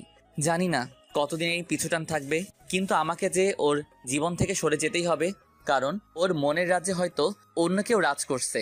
হাত দিয়ে চোখের পানি মুছে নিলাম। তারপর চলে গেলাম ডাক্তার আঙ্কেলের কেবিনে, ওনার সাথে দেখা করতে। আঙ্কেল, আসতে পারি? আরে অলোক বাবা যে, এসো এসো বসো, তোমার কথাই ভাবছিলাম। আমি চেয়ারে বসলাম। কেন আঙ্কেল? দেখো, আমরা ঠিক করেছি যে আজকেই বাচ্চাটার অপারেশন করব, তাই তোমাকে এই কথাটা বলবো ভাবছিলাম। এত খুশির কথা? আপনি যত তাড়াতাড়ি পারেন অপারেশনটা করে ফেলুন। হুম। আচ্ছা আঙ্কেল, তাহলে এখন আমি উঠি। আপনি বাচ্চাটার অপারেশনের পর আমাকে জানাবেন। আমি একটু দরকারি কাজে বাইরে যাচ্ছি। আচ্ছা, জানাবো নে। আমি চলে আসলাম সেখান থেকে। ভাবছি চলে তো যাব, তাহলে মেয়েটাকে শেষ একটি নজর দেখে যাই। জানি এতে আমার মনের কষ্টটা কমবে না, আরো দ্বিগুণভাবে বেড়ে যাবে। কিন্তু তাও মেয়েটাকে না দেখে আর থাকতে পারছি না। না, আর পারছি না এখানে থাকতে। শুধু কাঁদতে ইচ্ছা করছে। নিজের ভিতরে শূন্যতা কাজ করছে। কি জানি হারিয়ে ফেলছি। চোখের পানি বাধা মানছে না। কি করব কিছুই বুঝতে পারছি না। আমি রুমের দিকে এগোতে লাগলাম, যেখানে মেয়েটা রয়েছে। মনের মধ্যে কেমন একটা উত্তেজনা কাজ করছে। অবশেষে দরজার সামনে এসে দাঁড়ালাম। দেখি মেয়েটা তার ভাইয়ের পাশে বসে আছে, আর ওর ভাইয়ের মাথায় হাত বুলিয়ে দিচ্ছে। আর পুচকুটা এখনো ঘুমাচ্ছে। ওকে দেখে মনে হচ্ছে কতই না সুখে আছে। আমি একবার মেয়েটির দিকে এক নজরে তাকিয়ে রইলাম। প্রায় অনেকক্ষণ তাকিয়েছিলাম দরজার সামনে দাঁড়িয়ে। কি করব? ভেতরে গেলে যে আমি নিজের চোখের জলকে আটকাতে পারবো না, কারণ মনের মধ্যে এত কষ্ট জমেছে। সারা জীবন কাঁদলেও এর বিন্দু মাত্র কষ্ট কম হবে না। অবশেষে সেই সময় এলো। এখন বাচ্চাটার অপারেশন চলছে, আর মেয়েটা অপারেশন থিয়েটারের সামনে পায়চারি করছে আর কাঁদছে। বেশ বুঝতে পারছি খুব ভয় করছে ওর। সত্যি বলতে এখন আমার খুব ইচ্ছা করছে ওকে জড়িয়ে ধরে বলি, চিন্তা করো না, সব ঠিক হয়ে যাবে। কিন্তু সেটা করার অধিকার আমার নেই, ছিল না, আর কোনোদিনও থাকবেও না। কিছুক্ষণ পর ডাক্তার আঙ্কেল রুম থেকে বেরিয়ে আসলেন। মেয়েটা ডাক্তার আঙ্কেলের সাথে কথা বলে দৌড়ে রুমের মধ্যে চলে গেল। মনে হয় বেঁচে গেছে, কারণ মেয়েটার মুখে হাসির ছাপ দেখতে পাচ্ছিলাম। কিন্তু দূর থেকে দাঁড়িয়ে কি বললেন ডাক্তার আঙ্কেল তা শুনতে পাইনি। বাচ্চাটার কি অবস্থা তা জানার জন্য ডাক্তার আঙ্কেলের কাছে ফোন দিলাম। যেহেতু আমাদের পারিবারিক ডাক্তার, তাই আগে থেকে নাম্বার আমার ফোনে সেভ করা ছিল। রিং হচ্ছে। ফোন রিসিভ করতেই আমি ডাক্তার আঙ্কেলকে সালাম দিলাম। তারপর উনি সালামের জবাব দিলেন। আঙ্কেল, কি অবস্থা বাচ্চাটার? এখন কেমন আছে? ডাক্তার আঙ্কেল বা মেয়েটার কেউই এখনো জানে না আমি হসপিটালেই আছি। এখন বাচ্চাটা পুরোপুরি সুস্থ, তুমি চাইলে কালকেই ওদের নিয়ে যেতে পারো। আমি খুব খুশি হয়ে ডাক্তার আঙ্কেলকে ধন্যবাদ জানালাম। অতঃপর আর একবার মেয়েটাকে দেখার জন্য রুমের দরজার সামনে গিয়ে দাঁড়ালাম। দেখি মেয়েটা বসে আছে, তার চোখে পানি। হয়তো অনেক ভয় পেয়েছিল, তাই কেঁদেছিল। আমি একটিবার মন ভরে দেখে বেরিয়ে আসলাম হসপিটাল থেকে। গাড়িতে বসে পড়লাম। আপন গতিতে গাড়ি চালাতে লাগলাম। মনের ভিতরে সব কষ্টগুলো চোখের অশ্রু হয়ে ঝরছে। চলে আসলাম বাড়িতে। বাড়িতে এসেই বিছানায় মুখটা লুকিয়ে চিৎকার করে কাঁদতে লাগলাম। ঘরের চার দেয়ালে আমার চিৎকার আর আর্তনাদের শব্দ ভেসে বেড়াচ্ছে। কাঁদতে কাঁদতে বিছানা থেকে উঠলাম, টেবিলে বসলাম। খাতা আর কলম নিয়ে একটা চিঠি লিখলাম, আর আলমারি থেকে কিছু টাকা বের করে নিলাম। চিঠিটা আর টাকাগুলো একসাথে একটা প্যাকেটে মুড়িয়ে নিলাম। তারপর আবার হসপিটালে যাওয়ার জন্য বেরিয়ে পড়লাম। হসপিটালে গিয়ে মেয়েটার রুমের সামনে দাঁড়িয়ে আছি, কিন্তু কি করব কিছুই বুঝতে পারছি না। আমি তো আর ওর সামনে যাব না, না কোনোদিনও ওর সামনে আসবো না। ভালো থাকুক সে তার মনের মানুষকে নিয়ে। কিন্তু এই প্যাকেটটা কিভাবে ওর হাতে দেওয়া যায়? একটু পর দেখলাম একটা মেয়ে এদিকে আসছে, হয়তো নার্স হবে। আমি ওই মেয়েটার হাতে প্যাকেটটা দিয়ে বললাম ভিতরে বসে থাকা মেয়েটিকে দিতে। মেয়েটি তাই করলো। আমি যেমনটা বললাম সে তার হাতে প্যাকেটটা ধরিয়ে দিল। বেরিয়ে পড়লাম আমি আমার রাস্তায়। চলে আসলাম মেয়েটার জীবন থেকে। আসার সময় এক প্যাকেট সিগারেট আর মদের বোতল নিয়ে আসি। বাসায় এসে একটা একটা করে সিগারেট খাওয়া শুরু করলাম। সিগারেটের ধোঁয়া আমার ভিতর পুড়ে ছারখার হয়ে যাচ্ছে। এর আগেও তো সিগারেট খেয়েছি, কিন্তু কখনো এতটা জ্বালা করেনি যতটা আজকে করছে। সবগুলো সিগারেট শেষ করলাম। পরে মদের বোতলের মুখটাটা খুললাম, ঢকঢক করে পুরোটা মদ খেয়ে ফেললাম। তাতেও কেন জানি কোনো কাজ হচ্ছে না। মনের মধ্যে উতাল পাতাল করছে, চোখ গড়িয়ে নোনা জল পড়ছে। আমি চিৎকার করে বলছি, হে আল্লাহ, কেন এতটা কষ্ট দিচ্ছ আমায়? কি ক্ষতি করেছি আমি তোমার? তোমার কি একটু দয়া হয় না? তোমার বান্দার এই আর্তনাদ শুনে এনে দাও ওকে। আমার জীবনে ওকে ছাড়া যে আমি বাঁচবো না। ফিরিয়ে দাও, ফিরিয়ে দাও। অবশেষে মাথা ঘুরিয়ে মেঝেতে পড়ে রইলাম। তারপর আর কিছু মনে নেই। আর ওইদিকে মেয়েটার হাতে চিঠিটা দেওয়ার পর ভাবছে কে দিয়েছে চিঠিটা, কারণ আমি নার্সকে মানা করে দিয়েছি আমার কথা না বলতে। মেয়েটা চিঠিটা খুলে পড়তে শুরু করলো। ডিয়ার অজানা ভালোবাসা, জানি না কি মায়ায় পড়েছি আমি। তোমাকে না দেখে এক মুহূর্ত থাকতে পারছি না। প্রথম যেদিন রাতে তোমার সাথে আমার দেখা, তখন তোমাকে দেখার একটা কৌতূহল ছিল, আর দেখার পর সেই কৌতূহলটা ভালোবাসায় রূপ নিল, যাকে বলে লাভ এট ফার্স্ট সাইট। সেই জন্য তোমাকে নিজের করে পেতে চেয়েছিলাম, কারণ এর আগে কোনোদিনও কোনো মেয়েকে এতটা কাছ থেকে দেখিনি যতটা তোমাকে দেখছি। সত্যি বলছি, তোমার ওই কাজল কালো মায়াবী চোখ আর ঠোঁটের মাতাল করা হাসি আমি না দেখে থাকতে পারবো না। এই 2 দিনে তোমাকে নিজের থেকেও বেশি ভালোবেসে ফেলছি। কিন্তু কথায় আছে না, অতি সুখ কপালে সয় না। আমারও ঠিক তাই হয়েছে। কোনো দিন কোনো কিছুর অভাব হয়নি। না চাইতে সবকিছু পেয়ে গেছি। শুধু পাইনি কারো ভালোবাসা। তোমাকে ভালোবেসেছিলাম, ভেবেছিলাম তোমার ভাইয়ের অপারেশনের পর বিয়ে করে সুখে সংসার করব, কিন্তু তা আর হয়ে উঠল না। তুমি তো আমাকে কোনো দিনও তোমার স্বামী হিসেবে মেনে নিবে না। তাই চলে যাচ্ছি সেই অচেনা অজানা পথে, যেখানে দেখা পেয়েছিলাম তোমার। ভালো থেকো, নিজের খেয়াল রেখো, আর ওই পুচকুটারও খেয়াল রাখবা, কেমন? আর হ্যাঁ, কিছু টাকা দিয়ে দিলাম, দয়া করে মনে করে ফেলে দিও না, তাহলে খুব কষ্ট পাবো। ওই টাকা দিয়ে তোমার ভাইয়ের জন্য ভালো ভালো কাপড় আর খাবার দাবার কিনে দিও।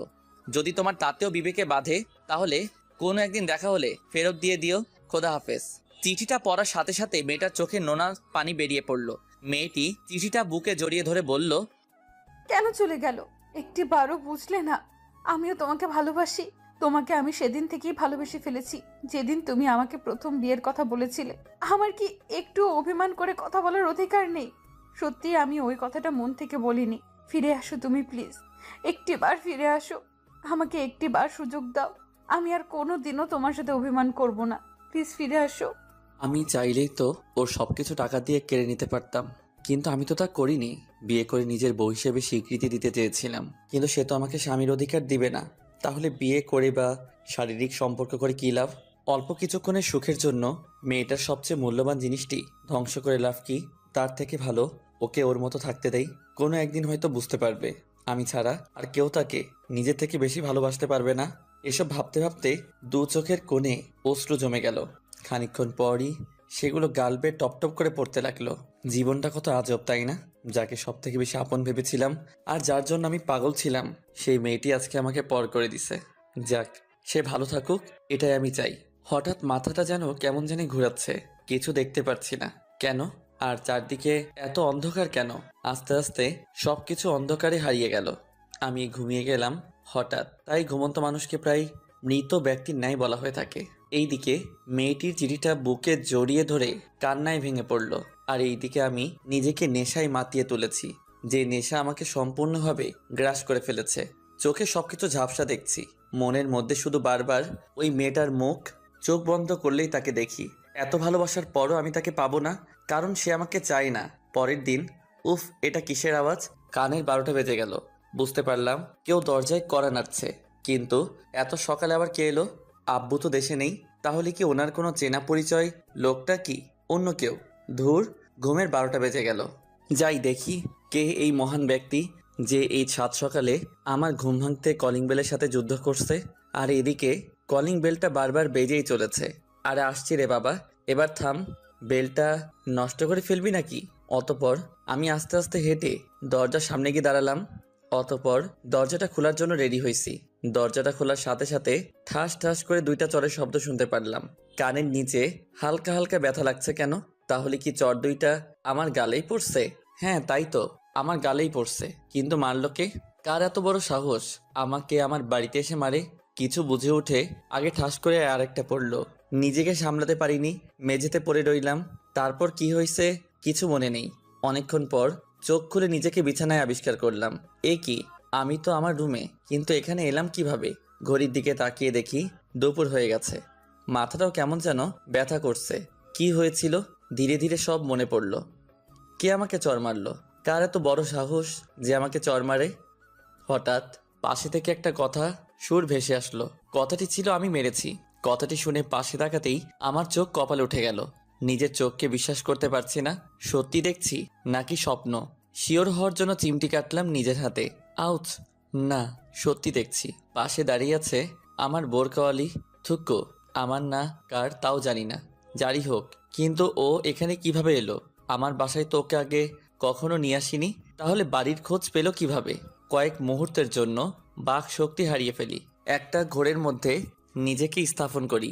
মেয়েটার গলার আওয়াজ শুনেই ঘোর কেটে গেল। কি হলো? কি ভাবছো?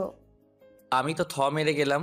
এই কয়দিন আপনি করে ছাড়া কথা বলে নাই, আর এখন ডিরেক্ট তুবিতে নেমে গেছে। কিছু না, আপনি এখানে কিভাবে?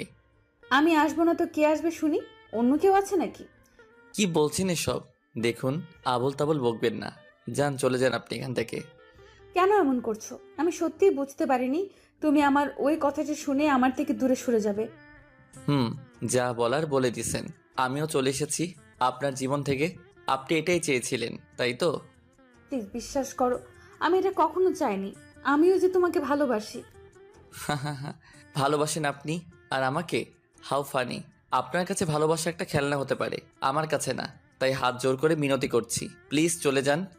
মেয়েটার চোখের দিকে তাকিয়ে দেখি চোখ লাল হয়ে গেছে। কেন তা এখনো অজানা। আর দেখি চোখ বেয়ে নোনা পানি ঝরছে। সত্যি বলছি, বিশ্বাস করো। তখন ওই কথাটা আমি তোমার উপর অভিমান করে বলেছিলাম, কারণ সেই দিন তুমি আমাকে ওইভাবে সবার সামনে কোলে তুলে নিয়েছিলে। ও, এখন বুঝছি। মহারানী এই জন্য এমন একটা কথা শুনিয়েছিল। দাঁড়াও, দেখাচ্ছি মজা। যে কারণেই বলেছিলেন, তাতে আমার কি? আমি এখন অন্য কাউকে ভালোবাসি। এখন আপনি আসতে পারেন। কথাটি শোনার সাথে সাথে মেয়েটি হাউমাউ করে কেঁদে দিল। প্লিজ আমাকে মাফ করে দাও, আর কোনোদিনও এমনটি হবে না। শেষবারের মতো একটা সুযোগ দাও, আর কোনোদিনও তোমাকে কষ্ট পেতে দিব না। সরি, অনেক দেরি হয়ে গেছে। এখন আপনি আসতে পারেন। মেয়েটি এক পর্যায়ে আমার পা জড়িয়ে ধরে কেঁদে ফেলল। প্লিজ আমাকে মাফ করে দাও। আমাকে যা শাস্তি দিবে তাই মাথা পেতে নিব, তবুও আমাকে একটি সুযোগ দাও। যা বলবে তাই করব, কিন্তু আমাকে ওইভাবে দূরে ঠেলে দিও না। আমি যে তোমাকে বড্ড বেশি ভালোবাসি, বিশ্বাস করো। কথাটি শোনার পর বুকের ভেতরটা কেন জানি দুমড়ে মুচড়ে গেল। না, আর বাড়াবাড়ি করা ঠিক হবে না। এতে ওর শরীরের ক্ষতি হতে পারে। একদিনে চেহারার কি হাল করেছে। না থাক, আর অভিনয় করতে হবে না। এই কি করছো? উঠো বলছি, পা ছাড়ো। না, ছাড়বো না। প্লিজ আমাকে মাফ করে দাও। দরকার হলে আমি সারা জীবন তোমার চাকরানি হয়ে থাকবো, তবু আমাকে তাড়িয়ে দিও না। কথাটা শুনে ভীষণ রাগ উঠল। চাকরানি করার জন্য কি ভালোবেসেছি নাকি? আবাল মাইয়া। ওই উঠ বলছি, পা ছাড় আমার, না হলে এখনই ঘাড় ধাক্কা দিয়ে বাড়ি থেকে বের করে দিব। কথাটা শুনে মেয়েটা আরো জোরে কাঁদতে লাগলো। আমি তাকে উঠিয়ে নিলাম। মাথা নিচু করে দাঁড়িয়ে আছে আর ফুপিয়ে ফুপিয়ে কাঁদছে। পাগলি একটা, তোর উপর কি আমি রাগ করে থাকতে পারি বল? আর কোনোদিনও ওইসব কথা বলবি না, কেমন? মেয়েটি আমাকে সঙ্গে সঙ্গে জড়িয়ে ধরে, বেশ শক্ত করে জড়িয়ে ধরছে। দেখছি জড়িয়ে ধরেই কাঁদছে পাগলিটা। বিশ্বাস করো, ওই কথাটা অভিমান করে বলেছিলাম। যদি জানতাম তুমি কষ্ট পাবে তাহলে ওই কথাটা কোনোদিনই বলতাম না। তুমি আমাকে মাফ করে দাও প্লিজ, আর কোনোদিনও এসব বলবো না। মাফ করতে পারি, তার আগে কিছু কথা আছে। আমাকে মারলা কেন? আরো শক্ত করে জড়িয়ে ধরছে। এমন মনে হচ্ছে যেন কেউ আমাকে ওর কাছ থেকে দূরে সরিয়ে নিয়ে যেতে চাচ্ছে, কিন্তু ও ওর সবটুকু শক্তি দিয়ে আগলে রাখার চেষ্টা করছে। আমাকে ছেড়ে চলে এসেছিলে কেন? জানো কালকে সারা রাত ঘুমাইনি, তোমার কথা ভেবে কাঁদছি। আর জানো, আমার ভাইয়ের যখন অপারেশন চলছিল তখন তোমাকে অনেক খুঁজেছি। আমার অনেক ভয় করছিল, তোমাকে পাশে আশা করেছিলাম, কিন্তু তুমি কোথাও ছিলে না। কেন চলে গিয়েছিলা জানো? কত ভয় পেয়েছি। এর জন্য কি 3টা চড় মারার দরকার ছিল? বেশ করেছি। এরপর চলে যাওয়ার কথা বলে ঠ্যাং ভেঙে ঘরে বসিয়ে রাখবো। ওরে বাবারে, কি বলছো এসব? তাহলে তো কোথাও যেতে পারবো না দেখছি। কোথাও যেতে দিলে তো যাবে। কিন্তু আমার একটা শর্ত আছে, মানলে থাকবো, না মানলে এখনই চলে যাব। মেয়েটি আমাকে ছেড়ে দিল। কি শর্ত বলো? যা বলবে তাতেই রাজি, তবুও ছেড়ে যাওয়ার কথা বলবে না। সত্যি যা বলবো তাই করবা? করবো। বলো কি করতে হবে? আমাকে চড় মারছো, এর জন্য শাস্তি পেতে হবে। যা শাস্তি দেবে মাথা পেতে নেব। বলো কি শাস্তি প্রাপ্য আমার? আমি একটা শয়তানি হাসি দিয়ে বলি, যে চড়গুলো মারছো অনেক ব্যথা পাইছি। এর শাস্তি হলো আমি যতক্ষণ চাইবো ততক্ষণ কিস করতে হবে আমাকে। যা দুষ্টু, খালি শয়তানি বুদ্ধি। করবা কিনা বলো? পারবো না। তাহলে গেলাম বাই বলেই পেছন মুখ ফিরে হাঁটা শুরু করলাম। তখনই পেছন থেকে মারলো এক টান। ওপাশ ফিরতেই মেয়েটা আমার ঠোঁটের সাথে তার সুন্দর ঠোঁটজোড়া মিলিয়ে দিয়ে ধরে রাখলো। দুইজনে সুখের রাজ্যে হারিয়ে গেলাম। প্রায় 10 মিনিট পর ছেড়ে দিল। আমি তো শেষ, আমার দম যায়। আর এদিকে তাকিয়ে দেখি মেয়েটা হাসছে। আমি অবাক না হয়ে পারছি না। আমার অবস্থা খারাপ হয়ে গেছে, আর ওর কিছুই হয়নি। ওই হাসছো কেন? তোমার অবস্থা দেখে। পাজি মেয়ে একটা। এই আমি পাজি না, বুঝছো? যা চাইছো তাই দিছি, আরো লাগলে বলো। না থাক। আচ্ছা, আমার গালটা লাল হয়ে গেছে আর কানের পাশে এখনো ব্যথা করছে। কি খাও বলো তো? এত জোরে কেউ থাপ্পড় মারে? কই দেখি দেখি, কোথায় ব্যথা করছে দেখি। এই তো গালে। ও সত্যিই অনেক জোরে লাগছে। আচ্ছা ওষুধ দিচ্ছি। মেয়েটার সাথে সাথে আমার 2 গাল কিস করে ভরিয়ে দিল। এটা কি ওষুধ দিলা? মিষ্টি ওষুধ। কেন, ভালো লাগে নাই? আরো লাগবে নাকি? তোমার একটু শরম করে না বুঝি? কেন শরম করবে শুনি? আমি আমার স্বামীকেই তো দিছি, এতে শরমের কি আছে? তোমাকে আর বিয়েই করব না। বিয়ের আগে এত মারলা, বিয়ের পর না জানি আমার কি অবস্থা করবে। সমস্যা নাই, আদরও বেশি বেশি করব। আমার স্বামীকে আমি মারবো, তাতে তোমার কি? যাও, তাহলে তোমাকে বিয়েই করব না। মুখ ফিরিয়ে নিলাম। মেয়েটা আমার গালে হাত দিয়ে তার দিকে ঘুরিয়ে নিল। কাকে বিয়ে করবে শুনি? অন্য কাউকে। কথাটা শুনে রাগে ফুলে গেছে। অন্য কাউকে মানে কাকে? নাম কি তার? থাকে কোথায়? তোমাকে বলবো কেন? আমার কলার টেনে। কাকে বলবি শুনি? কাউকে না। মারলো এক চর। বলেন তো, এইভাবে চর খেলে কত দিন আর সংসার করা যাবে? না, এই মেয়েকে দেখছি বিয়েই করা যাবে না। অন্য মেয়ের কথা মুখে কেন? তোর মাথায় আসলেও তোর মাথা কেটে ফেলে দিব। ওলে বাবালে বললেই হলো। দেখ, ভালো করে বলছি, শুনে নে। আমাকে ছাড়া কারোর দিকে তাকালে তোর চোখ উপড়ে ফেলে দিব। আমি কি দেখতে কম সুন্দর নাকি বাকি মেয়েদের থেকে? অন্যদের কাছে থেকে যা নিতে চাস তা কি আমার কাছে নেই? তোর যা ভালোবাসা লাগবে আমাকে বলবি, আমি দিব। তবুও অন্য কোনো মেয়ের নাম মুখে আনবি না। যদি আনিস তো তোর মুখ সেলাই করে দিব। আমি তো মেরে গেলাম। কি গুন্ডি মেরে বাবা, বিয়ের আগে এত শাসন করছে। না জানি বিয়ের পর কি হাল করে ছাড়বে, আল্লাহ জানে। তবে মনে মনে এটা ভেবে খুব খুশি যে মেয়েটা আমাকে তার জীবনের থেকে বেশি ভালোবাসে, তাই তো এমন রাগ দেখায়। আচ্ছা বলবো না। সাথে সাথে মেয়েটা আমাকে জড়িয়ে ধরে কেঁদে দিল। আমাকে কোনোদিনও ছেড়ে যাবে না তো? আমিও তাকে শক্ত করে জড়িয়ে ধরি। না। সত্যি তো? কথা দাও, যতই ঝগড়া হোক, যাই বলি না কেন আমাকে ছেড়ে যাবে না? কারণ আমি রাগের মাথায় কী সব বলি তা আমি নিজেই জানি না। আচ্ছা যাব না, প্রমিস। ওর কপালে আলতো করে একটা ভালোবাসার পরও সেঁকে দিলাম। আচ্ছা তুমি এখানে কি করে এলে, আর আমার বাড়ি বা ঠিকানা পেলে কিভাবে? ডাক্তার আঙ্কেলের কাছ থেকে তোমাদের বাড়ির ঠিকানা নিয়ে সকালে সোজা চলে এসেছি। ও আচ্ছা, ভালো করেছো। তা আমার শালাবাবুটা কোথায়, এখন কেমন আছে? এই, একদম শালা বলে ডাকবা না বলে দিলাম। শালাকে শালা বলে ডাকবো না তো কি বলে ডাকবো শুনি? তনয় বলে ডাকবা। আচ্ছা, কিন্তু ও এখন কেমন আছে? আর ওকে কি বাড়িতে নিয়ে গেছো? না, এখনো হসপিটালে আছে। আর এখন আগের থেকে অনেক ভালো আছে। তোমার কথাও কয়েকবার জিজ্ঞাসা করেছিল। আমি বলছি তুমি কাজে ব্যস্ত। যাক, শালার তাহলে দুলাভাইয়ের প্রতি টান আছে দেখছি। আবার? আচ্ছা যাও, ফ্রেশ হয়ে আসো, আবার হসপিটালে যেতে হবে তো। তুমি ফ্রেশ হবে না? হব। যাও তুমি আগে ফ্রেশ হয়ে আসো। না, তুমি চলো আমার সাথে, একসাথে ফ্রেশ হব। আমি মেরে গেলাম। বলে কি, মেয়েটা পাগল নাকি? ওই লজ্জা শরমের মাথা খাইছো নাকি? যাও গিয়ে ফ্রেশ হয়ে আসো। আমি কিছু জানি না, তুমি যাবা কিনা বলো, না হলে আমি এখনই চলে যাচ্ছি। কি আর করার, যেতেই হবে। উফ, আর পারা যায় না। আচ্ছা চলো। হাসছো কেন? আমাকে কোলে নাও। কি বলছো? দেখো এবার কিন্তু বেশি বেশি হইতাছে। বেশির কি দেখলে? হ্যাঁ, সবে তো মাত্র শুরু। এরপর সামনে আরো অনেক অত্যাচার সহ্য করতে হবে যে তোমাকে। আমি আর কি বলবো, বলার মতো ভাষা খুঁজে পাচ্ছি না। সত্যি মনে হয় হেতি পুরাই পাগল। কি আর করার, অবশেষে ওকে কোলে করে নিয়ে যেতে হলো। আজকে মনে হয় আটার বস্তার পেটে খাবার পড়েনি, কেমন হালকা হালকা লাগছে। ওজন কমে গেল নি। অবশেষে দুজনে ওয়াশরুমে ঢুকলাম। তারপর যা ঘটেছে তা ইতিহাস। অতপর দুইজনে ফ্রেশ হয়ে বেরিয়ে এলাম। আমার দিকে তাকিয়ে মেয়েটা শয়তানি হাসি দিচ্ছে। আমার কিছু একটা ঘটকা লাগছে, তাই কিছু বললাম না। আমি রেডি হওয়ার জন্য আমার রুমে কাপড় পরতেছি, এমন সময় হুট করে মেয়েটা সামনে এসে দাঁড়ালো। আমি লজ্জায় মাথা ঘুরিয়ে নিলাম। ওই, তুমি এখানে কেন? দেখছো না আমি রেডি হচ্ছি? তাই তো দেখছি। আমি ঝটপট করে রেডি হয়ে নিলাম। তারপর পেছন ফিরে দেখি মেয়েটা আয়নার সামনে দাঁড়িয়ে চুল আঁচড়াচ্ছে। আমি মুগ্ধ। সেই রূপ দেখে কি মায়াবী মুখখানি, যা কোনোদিনও ভুলার নয়। আমি ধীরে ধীরে ওর সামনে গিয়ে ওকে পেছন থেকে জড়িয়ে ধরলাম। কোমরে হাত দিতেই ও চোখ বন্ধ করে ফেললো। আর আমি ওর চুলের ঘ্রাণে মাতাল হয়ে গেলাম। ধীরে ধীরে কানের কাছে আমার মুখটা নিয়ে বললাম, আই লাভ ইউ। সঙ্গে সঙ্গে ও আমাকে পিছন মুখ ফিরে খুব শক্ত করে জড়িয়ে ধরলো। Love you too. বেশ কিছুক্ষণ এইভাবে জড়িয়ে ধরে থাকি দুজন দুজনকে। অতপর দুজনে বেরিয়ে পড়লাম হসপিটালে যাওয়ার জন্য। যাওয়ার সময় রেস্টুরেন্টে দুপুরের খাবার খেয়ে নেই, আর ওই পুচকুটার জন্য অনেকগুলো চকলেট কিনলাম। অবশেষে দুইজনে হসপিটালে পৌঁছে গেলাম। পুচকুটার কাছে যেতেই পুচকুটা আমাকে বলে, ভাইয়া ভাইয়া, তুমি কোথায় ছিলে? কেন? জানো, আমি তোমাকে কত মিস করেছি। তাই? এই নাও। চকলেটের প্যাকেটটা তার হাতে দিতেই মহা খুশি, যেন রাজ্য জয় করে ফেলছে।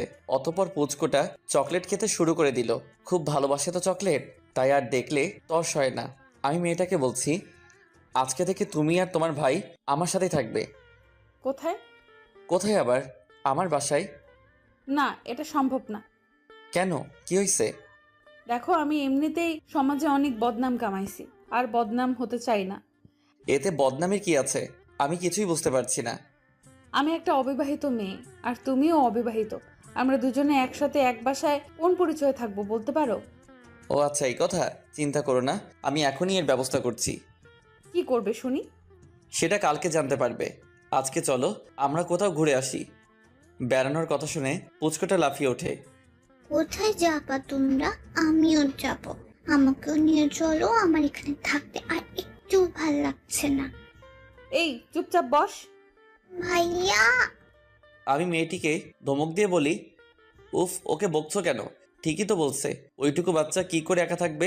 তনয়, তুমি চিন্তা করো না তো, দরকার হলে তোমার আপুকে রেখে তোমাকে নিয়ে যাব। তনয় সাথে সাথে আমার কোলে উঠে পড়ে, আর ওর আপুর দিকে তাকিয়ে হাসে। বাবা, ভাইয়াকে পেয়ে আপুকে ভুলে গেলি? আমি আর তনয় দুইজনেই হেসে ফেলি। তারপর আমরা সবাই বেরিয়ে পড়লাম। বের হওয়ার আগে ডাক্তার আঙ্কেলের সাথে একবার দেখা করেছিলাম, কারণ পরে যদি আবার বাচ্চাটার কোনো প্রকার শরীর খারাপ হয় তাই। ডাক্তার আঙ্কেল বলছেন দরকার হলে ফোন করতে। তাই আর দেরি না করে সবাই বেরিয়ে পড়লাম ঘুরতে যাওয়ার জন্য। আজকে চারপাশের প্রকৃতিতে কেমন একটা সৌন্দর্য বিরাজ করছে। আমার মনে হচ্ছে আজকে আমি পৃথিবীতে সবথেকে সুখী মানুষ। আমার আর কিচ্ছু চাওয়ার থাকবে না যদি ওকে পাই। আপন মনে গাড়ি চালাচ্ছি, আর মেয়েটি আর ওর ভাই দুইজনে আজকে খুব খুশি। দুজনের মুখে হাসি, খুব ভালো লাগছে। ওদের মুখের এই হাসি দেখে এই হাসিটা যেন কখনো কোনো কারণে না হারিয়ে যায়, সেই ব্যবস্থা করব। এসব ভাবতে ভাবতে একটা পার্কের সামনে এসে গাড়ি থামালাম। আগে আমি নেমে গেলাম, তারপর ওরা নেমে গেল। তনয়কে আমার কোলে দাও, তোমার কষ্ট হবে। না, কিছু হবে না, ঠিক আছে, আমি রাখতে পারবো। তনয়, তুমি ভাইয়ার কোলে আসবে না? তনয়ের দিকে তাকিয়ে হাত বাড়িয়ে দিলাম। আপু আমি ভাইয়ের কোলে যাব। আচ্ছা যা, এই নাও ধরো। তারপর আমি তনয়কে কোলে করে নিয়ে পার্কের ভিতরে চলে আসলাম। তিনজনে একটা খোলা জায়গায় বসেছিলাম। আজকের আকাশটা কেন এত রোমান্টিক লাগছে। মেঘের গুচ্ছগুলো উড়ে উড়ে খেলা করছে, আর আমি তাদের খেলা করার দিকে এক নজরে তাকিয়ে আছি। মেয়েটির শব্দে ধ্যান ভাঙল। কি হলো? ওভাবে ওপরে তাকিয়ে কি দেখছো? না মানে আজকের আকাশটা কত সুন্দর, তাই না? কেন, আজকে আকাশের কি রং বদলে গেছে নাকি? দূর তা না, কেমন জানি একটা রোমান্টিক ভাব দেখা যাচ্ছে। শয়তানি বুদ্ধি। তাহলে একটু শয়তানি করেই ফেলি। এই, একদম না। দেখছো এখানে কে বসে আছে? ও কিন্তু তোমাকে পিটাবে। তাই নাকি? আমি তনয়ের দিকে তাকাই, দেখি তনয় হাসছে। কি ব্যাপার, তুমিও হাসছো কেন? এমনি। আমি আর কিছু বললাম না। এর মধ্যে পুচকুটা বলে, আপু ওই দিকে যাব। কেন, এখানে কি হয়েছে? দেখো না আপু কত সুন্দর ফুল ওখানে, আমি ওগুলো নেব। কি করবে তুমি ফুলগুলো নিয়ে? জানি না, চলো না আপু, চলো না। মাঝখান থেকে আমি তনয়কে বললাম, তনয় তুমি গিয়ে সুন্দর সুন্দর অনেকগুলো ফুল তুলে আনো তো। আচ্ছা। তনয় গেল ফুল তুলতে। তারপর মেয়েটির বকবক, তুমি ওকে যেতে বললে কেন? তোমার সাথে শয়তানি করব তাই। এই, একদম ফাজলামো করবা না বলে দিলাম, তাহলে কিন্তু খুব খারাপ হবে। কি করবে শুনি? ওর হাত ধরে টেনে আমার বুকের সাথে জড়ানোর চেষ্টা করলাম, কিন্তু সে তার গায়ের জোর দিয়ে ছাড়িয়ে নেয় নিজেকে। এই কি করছো? হ্যাঁ, লজ্জা শরম বলতে কিছু নেই? লোকে দেখলে কি ভাববে? যা খুশি ভাবুক, তাতে আমার কি? আমি আমার বউকে ধরেছি। বউ বললেই বউ হয়ে যাব নাকি? বিয়ে করছো আমাকে। না। তাহলে আগে বউ করো, তারপর বউ বলল। আচ্ছা, আর কিছু বললাম না। এর মধ্যে তনয় হাজির। শালাটা আমার রোমান্সের 12টা বাজিয়ে দিল। আপু আপু দেখো কতগুলো ফুল তুলে এনেছি। এগুলো দিয়ে কি করবে? আপু আমি টিভিতে দেখেছি ছেলেরা ফুল নিয়ে মেয়েদেরকে জড়িয়ে ধরে, তারপর কি জানি বলে। বেশি পাকা হয়ে গেছো আজকাল। আমি তো শুধু চুপচাপ বসে বসে দেখি। আপু এই নাও, এগুলো তোমাকে দিলাম। আমার মাথায় আইডিয়া এলো, তনয় আমাকে দিবা না? ভাইয়া তুমি এগুলো দিয়ে কি করবে? কেন, তুমি টিভিতে দেখো নাই ছেলেরা মেয়েদেরকে ফুল দিয়ে জড়িয়ে ধরে? কিন্তু তুমি কাকে দেবে ভাইয়া? কেন, তোমার বোনকে দিব। দিতে পারি, কিন্তু একটা কথা রাখতে হবে। কি কথা বলো? আপুকে ওইভাবে দিবা যেভাবে টিভিতে দেখেছি, তাহলে দিব। আমি তো খুশিতে মনে মনে ডিস্কো ড্যান্স দিতেছি। শালাটা আমার রোমান্সের ভালো সুযোগ করে দিল। তারপর তনয় ফুলগুলো আমার হাতে দিল। আমি মেয়েটির দিকে তাকিয়ে দেখি লজ্জায় তার গাল লাল হয়ে গেছে। এতে লজ্জার কি আছে? আমরাই তো। আর দেরি না করে ফুলগুলো নিয়ে সোজা হাঁটু গেড়ে ফুলগুলো সামনে এগিয়ে সরাসরি প্রপোজ করলাম। এতে মেয়েটা লজ্জায় মাথায় নিচু করে ফেলে, কোনো কথা বলছে না। কি হলো, কথা বলছো না যে? ও বুঝেছি, তুমি আমাকে ভালোবাসো না তাই না? আচ্ছা চলে যাচ্ছি বলেই হাঁটা শুরু করলাম। আরে কই যাও? ওই দাঁড়াও, দাঁড়াও বলছি। আমার হাত টেনে ধরে টান মেরে আবার পিছনে মুখ ঘুরিয়ে নিল। ছাড়ো তো। ওরে বাবা লে, সাহেব দেখি রাগ করছে। দেখো তনয়, তুমি না বললে তোমার ভাইয়াকে আমাকে যাতে জড়িয়ে ধরে? কই ধরলো না তো, আরো উল্টো রাগ দেখিয়ে চলে যেতে চাচ্ছে। ভাইয়া তুমি তোমার কথা রাখবে না, না হলে কিন্তু আর তোমার সাথে ঘুরতে আসবো না। আপুকে জোরে ধরো বলছি। আমি তো পুরাই টাসকে খেয়ে গেলাম। আর কিছু না বলে সাথে সাথে মেয়েটিকে জড়িয়ে ধরলাম। কি মজা কি মজা, ভাইয়া আপুকে জড়িয়ে ধরেছে। আমরা দুজনেই চুপ করে আছি। কিছুক্ষণ পর মেয়েটা বলল, এবার ছাড়ো। না। উফ, কেউ দেখে ফেলবে তো, ছাড়ো বলছি, ছাড়ো। দেখুক। কিছুক্ষণ পর ছেড়ে দেই। কিছু খাবে নাকি এখানে এইভাবে থাকবে? না, আমি কিচ্ছু খাবো না। তনয়, তুমি কিছু খাবে? চকলেট খাবো। আচ্ছা চলো। অবশেষে সবাই একটা দোকানের সামনে গেলাম। তনয়কে চকলেট কিনে দিলাম। তারপর আমি বললাম, তুমি ওকে নিয়ে একটু দাঁড়াও, আমি একটা ফোন করে আসছি। আচ্ছা। অতপর আমি ফোন করতে একটু সাইডে চলে গেলাম, আর মেয়েটা আর তনয় দুজনেই দাঁড়িয়ে রইল। আমি ফোন করলাম আমার সব বন্ধুদের। সবাইকে কালকে সকালে আমার বাসায় আসতে বললাম। তারা জিজ্ঞেস করেছিল কেন। আমি তাদের বলেছি আমি একটা মেয়েকে ভালোবাসি আর তাকে কালকে বিয়ে করতে চাই। তারা সবাই খুব খুশি। তারা বলে কালকে সকালে ঠিক টাইমে পৌঁছে যাবে। আমি আর কিছু না বলে ফোন কেটে দিলাম।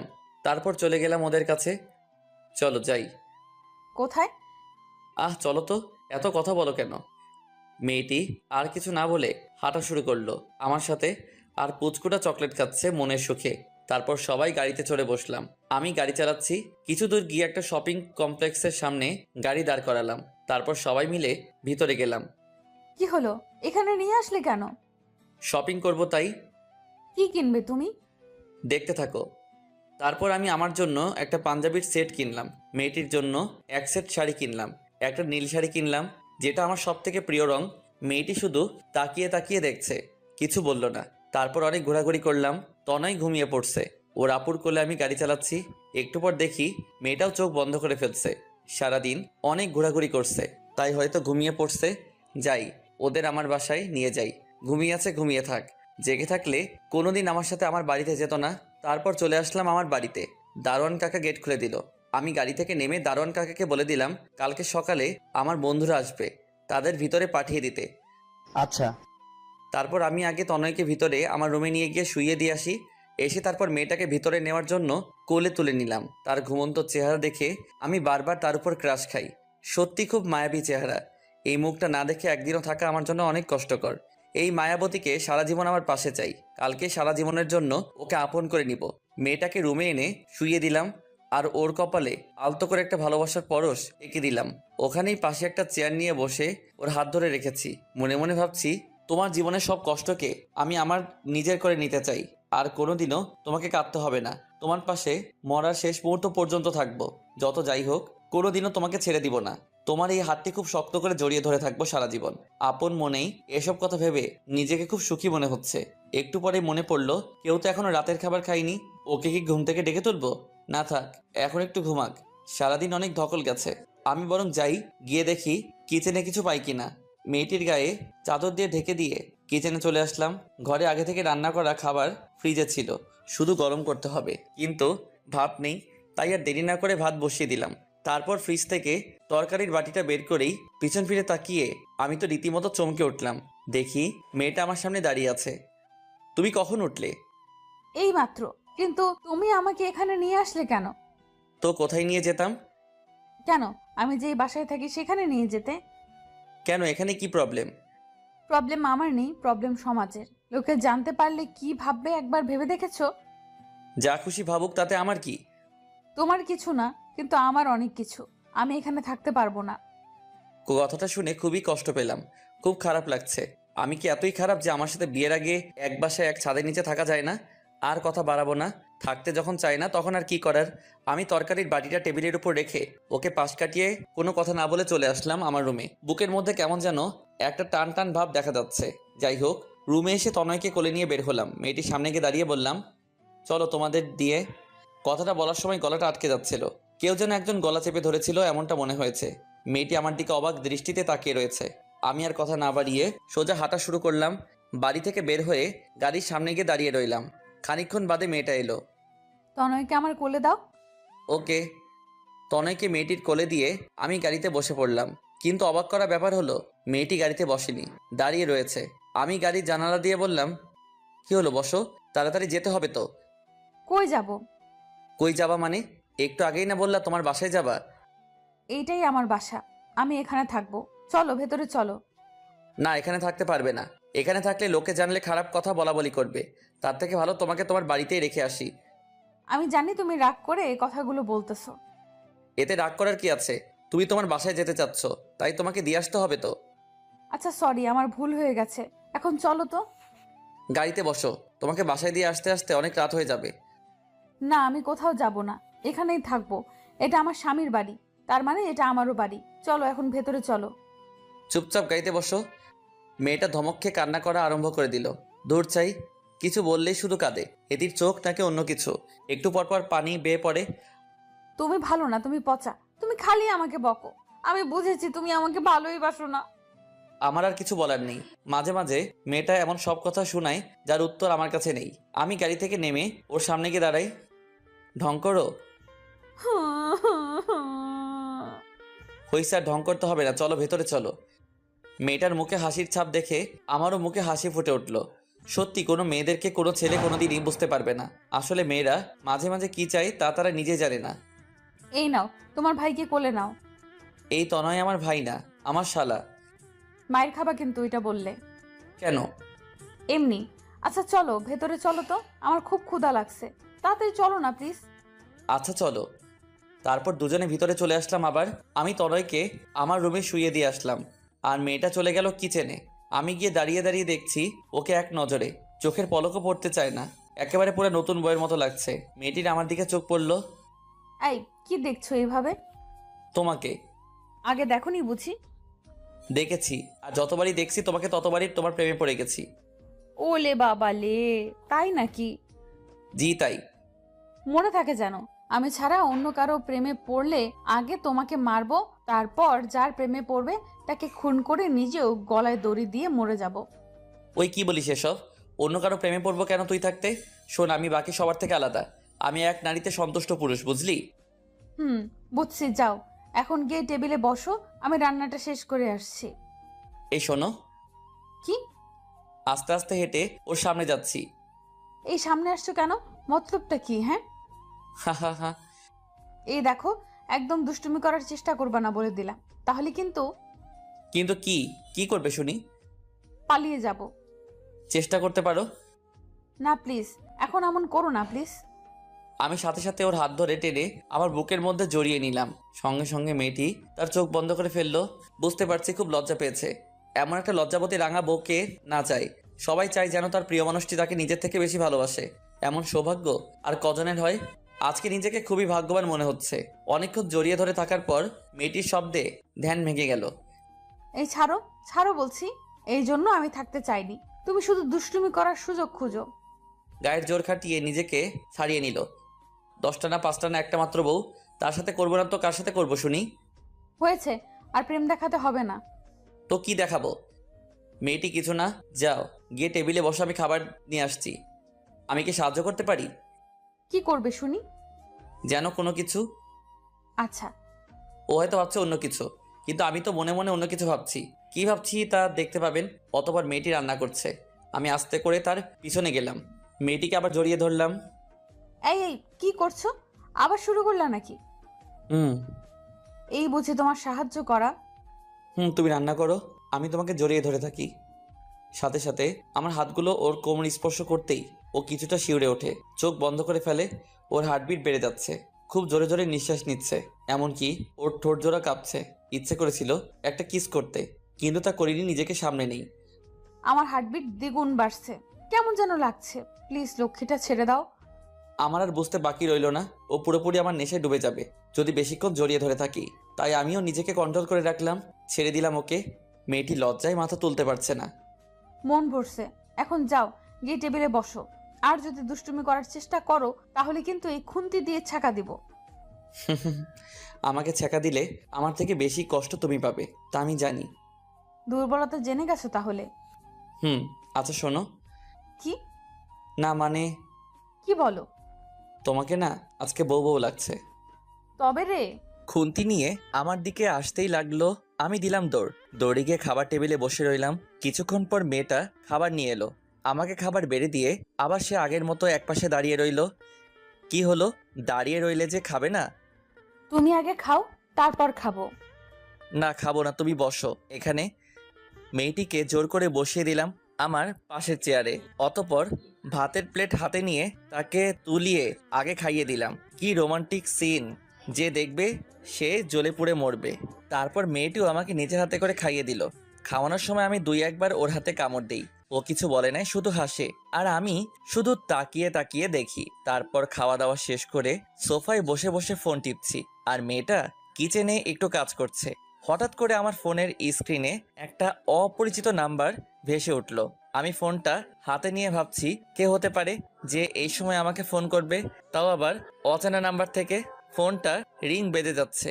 প্রথমবার রিসিভ করিনি, তারপর আবার কল আসলো, তাই আর কিছু না ভেবে কলটা রিসিভ করলাম। প্রথমে সালাম দিলাম। ফোনের ওপাশ থেকে চিরচেনা একটা আওয়াজ শুনতে পেয়ে আমি অবাক, কারণ ফোনটা আর যে কেউ করেনি, করেছে আমার আব্বু। সালামের উত্তর দিতেই বুঝে গেলাম, আব্বু তুমি? হ্যাঁ, কি করছিস তুই? আর নিজের খেয়াল ঠিক মতো রাখছিস তো? জি আব্বু, আমার জন্য চিন্তা করো না। তোমার মতো বাবা থাকতে আমার আবার কি হতে পারে। আব্বু তুমি কবে আসবে? তোমাকে যে আমার অনেক কথা বলার আছে। কি কথা, ফোনে বল। না আব্বু, তুমি আগে দেশে আসো, তারপর বলবো। এখন বল, যদি কোনো প্রবলেম থাকে তাহলে এখান থেকে সমাধান করার চেষ্টা করব।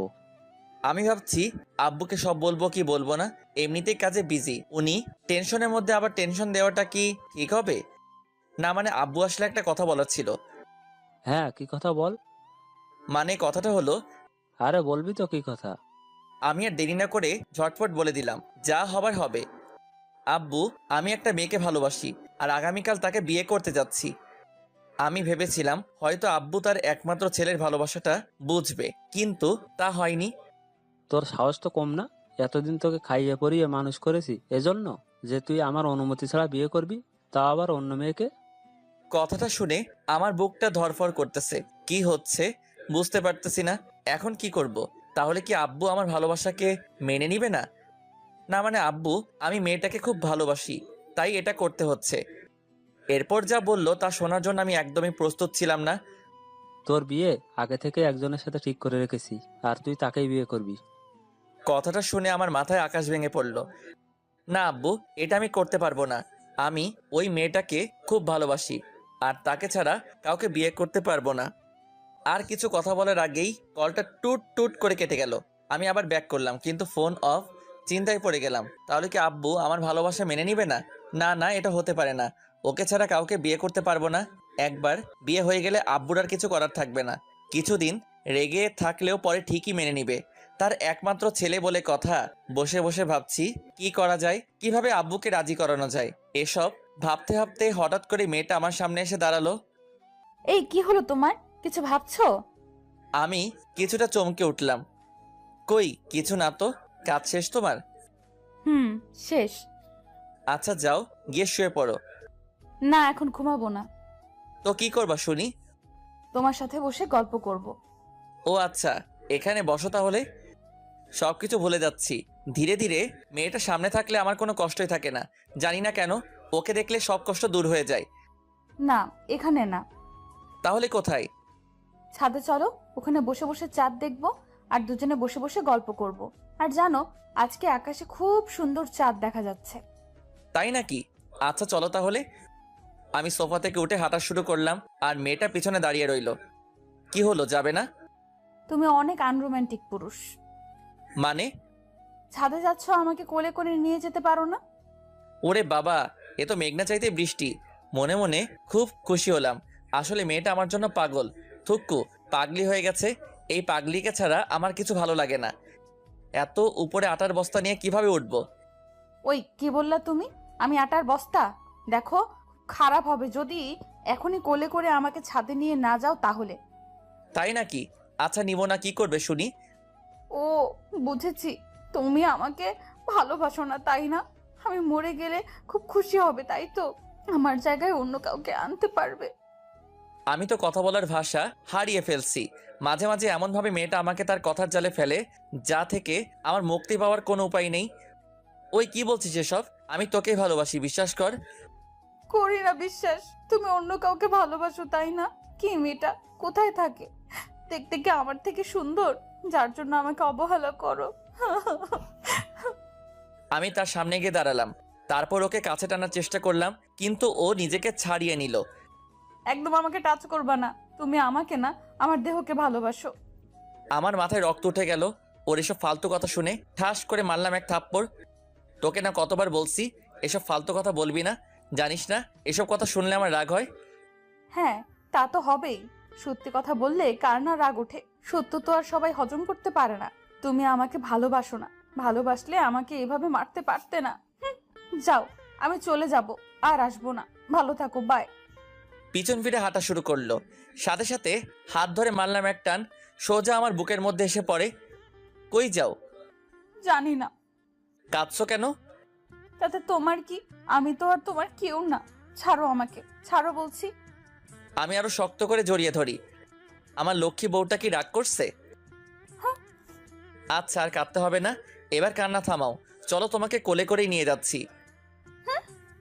মেয়েটিকে কোলে নিয়ে আমি সিঁড়ি বেয়ে ছাদে উঠছিলাম। মনে হচ্ছিল কোনো ময়দার বস্তাকে কোলে নিচ্ছি। আবার একটু খুশি লাগছে এই ভেবে যে মেয়েটা আমাকে প্রচন্ড ভালোবাসে। আস্তে আস্তে করে সিঁড়ি বেয়ে ছাদে উঠছি। বেশ বুঝতে পারছি আমার জামাটা ভেজা ভেজা লাগছে, কিন্তু হঠাৎ জামাটা ভিজলো কিভাবে? মেয়েটির দিকে দেখি ও মুখ লুকিয়ে আছে আমার বুকের মধ্যে, কিন্তু আমার জামা ভিজতেছে কেন? তার মানে কি মেয়েটা কাঁদছে নাকি? তাড়াতাড়ি করে ছাদে উঠে গেলাম। এই যে ম্যাডাম, ছাদে এসে গেছে, এবার নামুন। না। ওই নিজের ইচ্ছে নামবি নাকি ফেলে দেব? মেয়েটি আর কিছু না বলে আস্তে করে নেমে গেল। ওর দিকে তাকিয়ে আমার বুকের ভিতরটা কেমন জানি একটা মোচড় দিয়ে উঠলো। দেখলাম মেয়েটার চোখে নোনা পানি, আর আমার জামার দিকে একবার তাকিয়ে দেখলাম বুকের মাঝে কিছুটা জায়গায় ভিজে গেছে। কিছুই বুঝতে পারলাম না, শুধু শুধু আবার কাঁদছে কেন? এটা মেয়ে নাকি অন্য কিছু? যাই বলি না কেন, একটু এদিক ওদিক হলেই কাঁদে। এই কাঁদছো কেন, কি হয়েছে? কিছু না। আমি তার চোখের পানি মুছে দিলাম। তাহলে এইভাবে কাঁদছো কেন? বলো আমাকে কি হয়েছে? কিছু বলার আগে হুট করে জড়িয়ে ধরে, খুব শক্ত করে জড়িয়ে ধরে। আমার নিঃশ্বাস নিতেও কষ্ট হচ্ছিল। জড়িয়ে ধরে কান্না করে দিল। কি হয়েছে? তুমি এইভাবে কাঁদছো কেন, বলবে তো?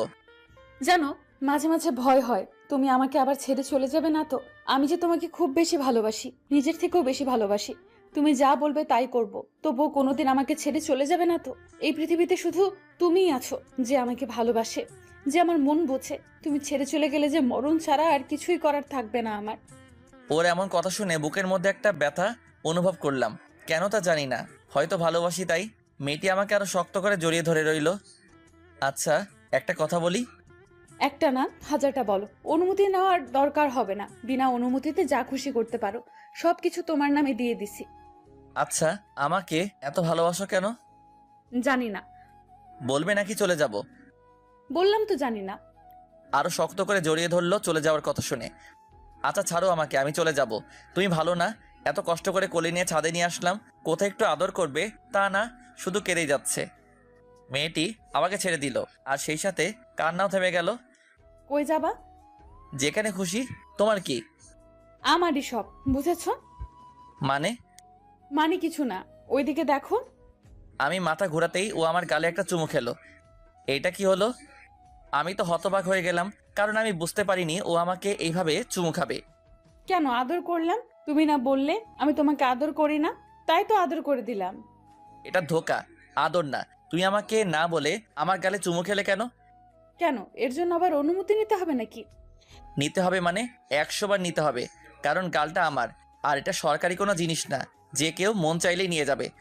এখন ওইটাতে শুধু আমার অধিকার, বুঝলে? তাহলে আমিও তাই করব। কি করবে শুনি? আর কিছু না বলে সঙ্গে সঙ্গে ওর ঠোঁট জোড়ার সাথে আমার ঠোঁট জোড়া লাগিয়ে দিলাম। ও আমার নেশায় পুরোপুরি ডুবে গেল। প্রায় 10 মিনিট পর ছেড়ে দিলাম। দুজনেই হাঁপাচ্ছি। তুমি ভালো না, তুমি পচা। এইভাবে কেউ হুট করে কিস করে নাকি? যদি মরে যেতাম? আমি আছি তো, আবার কিস দিয়ে বাঁচিয়ে দিতাম। লুচু কোথাকার, আমাকে যা করার করবে, কিন্তু অন্য মেয়ের নামও মুখে আনবে না, কেমন? আচ্ছা। পরে দুজনেই ছাদে রাখা দোলনার উপরে বসে দোল খাচ্ছিলাম আর চাঁদের আলো উপভোগ করছিলাম। আজকে চাঁদেরও হিংসা হচ্ছে আমাদের দেখে, তাই ধীরে ধীরে চাঁদটাও মেঘের আড়ালে হারিয়ে গেল। অনেক রাত পর্যন্ত দুজনে বসে গল্প করছি। তারপর আবার রুমে আসার আগে সেই আগের বায়না ধরলো, কোলে নিতে হবে, না হলে রুমে যাবে না। কি আর করার, বাধ্য হয়ে কোলে তুলে নিলাম।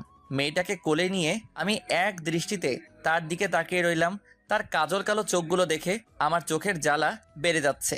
মন চায় সারাদিন সারাক্ষণ শুধু তাকিয়ে থাকি। চোখের পলকও পড়তে চাচ্ছে না। আমার এইভাবে তাকিয়ে থাকা দেখে মেয়েটা লজ্জায় আমার বুকের মধ্যে মুখ লুকিয়ে ফেলে। নিজের অজান্তে আমার মুখে হাসি ফুটে ওঠে ওর এই কাণ্ড দেখে। পরে ওকে নিয়ে আমার রুমে শুইয়ে দিলাম ওর ভাইয়ের সাথে। আচ্ছা এখন ঘুমাও, সকালে তাড়াতাড়ি উঠতে হবে তো। তুমি ঘুমাবে না? হ্যাঁ ঘুমাবো তো, আমি ওইখানে সোফায় ঘুমাই, তুমি খাটে ঘুমাও। এত বড় খাট থাকতে সোফায় ঘুমাবে কেন? আমি আর কিচ্ছু শুনতে চাই না, তুমিও খাটে ঘুমাবে আমাদের সাথে, ব্যাস। দেখো বোঝার চেষ্টা করো, এখন এক খাটে ঘুমালে নিজেকে সামলাতে পারবো না, তাই প্লিজ আর জেদ করো না, ঘুমিয়ে পড়ো। যা খুশি করো, বাধা দিছে কে? আগেও বলেছি, এখনো বলছি, আমি আমার সব কিছু তোমাকে দিয়ে দিছি, তাই বেশি কথা না বলে চুপচাপ এখানে এসে ঘুমাও, আমি তোমার বুকে ঘুমাবো। এসব পাগলামি বন্ধ করো তো, ঘুমিয়ে পড়ো, অনেক রাত হইছে। দেখো, চুপ এখানে শুয়ে পড়ো, না হলে কিন্তু। কিন্তু কি? মেয়েটি শুয়ে থাকা অবস্থা থেকে উঠে দাঁড়ালো, ঠাস করে একটা বসিয়ে দিল আমার গালে। আমি তো অবাক, এটা মেয়ে নাকি আরো কিছু কিছু বলার আগে চর বসিয়ে দেয়। গালে হাত দিয়ে দাঁড়িয়ে রইলাম চুপচাপ, মনে মনে আবার খুব খুশি লাগছে।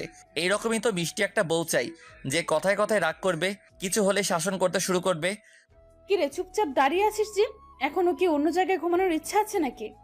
তোর সাথেই আর থাকবো না, খালি কথায় কথায় মারস। তুই থাক, আমি গেলাম।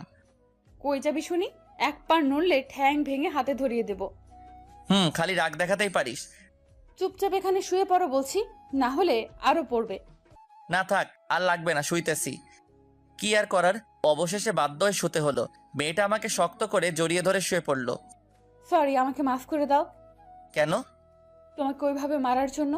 জানো, আমি ইচ্ছে করে কিছু করিনি, রাগ উঠলে আমি নিজেকে ধরে রাখতে পারি না, সামনে যেটা পাই সেটা দিয়ে মারি।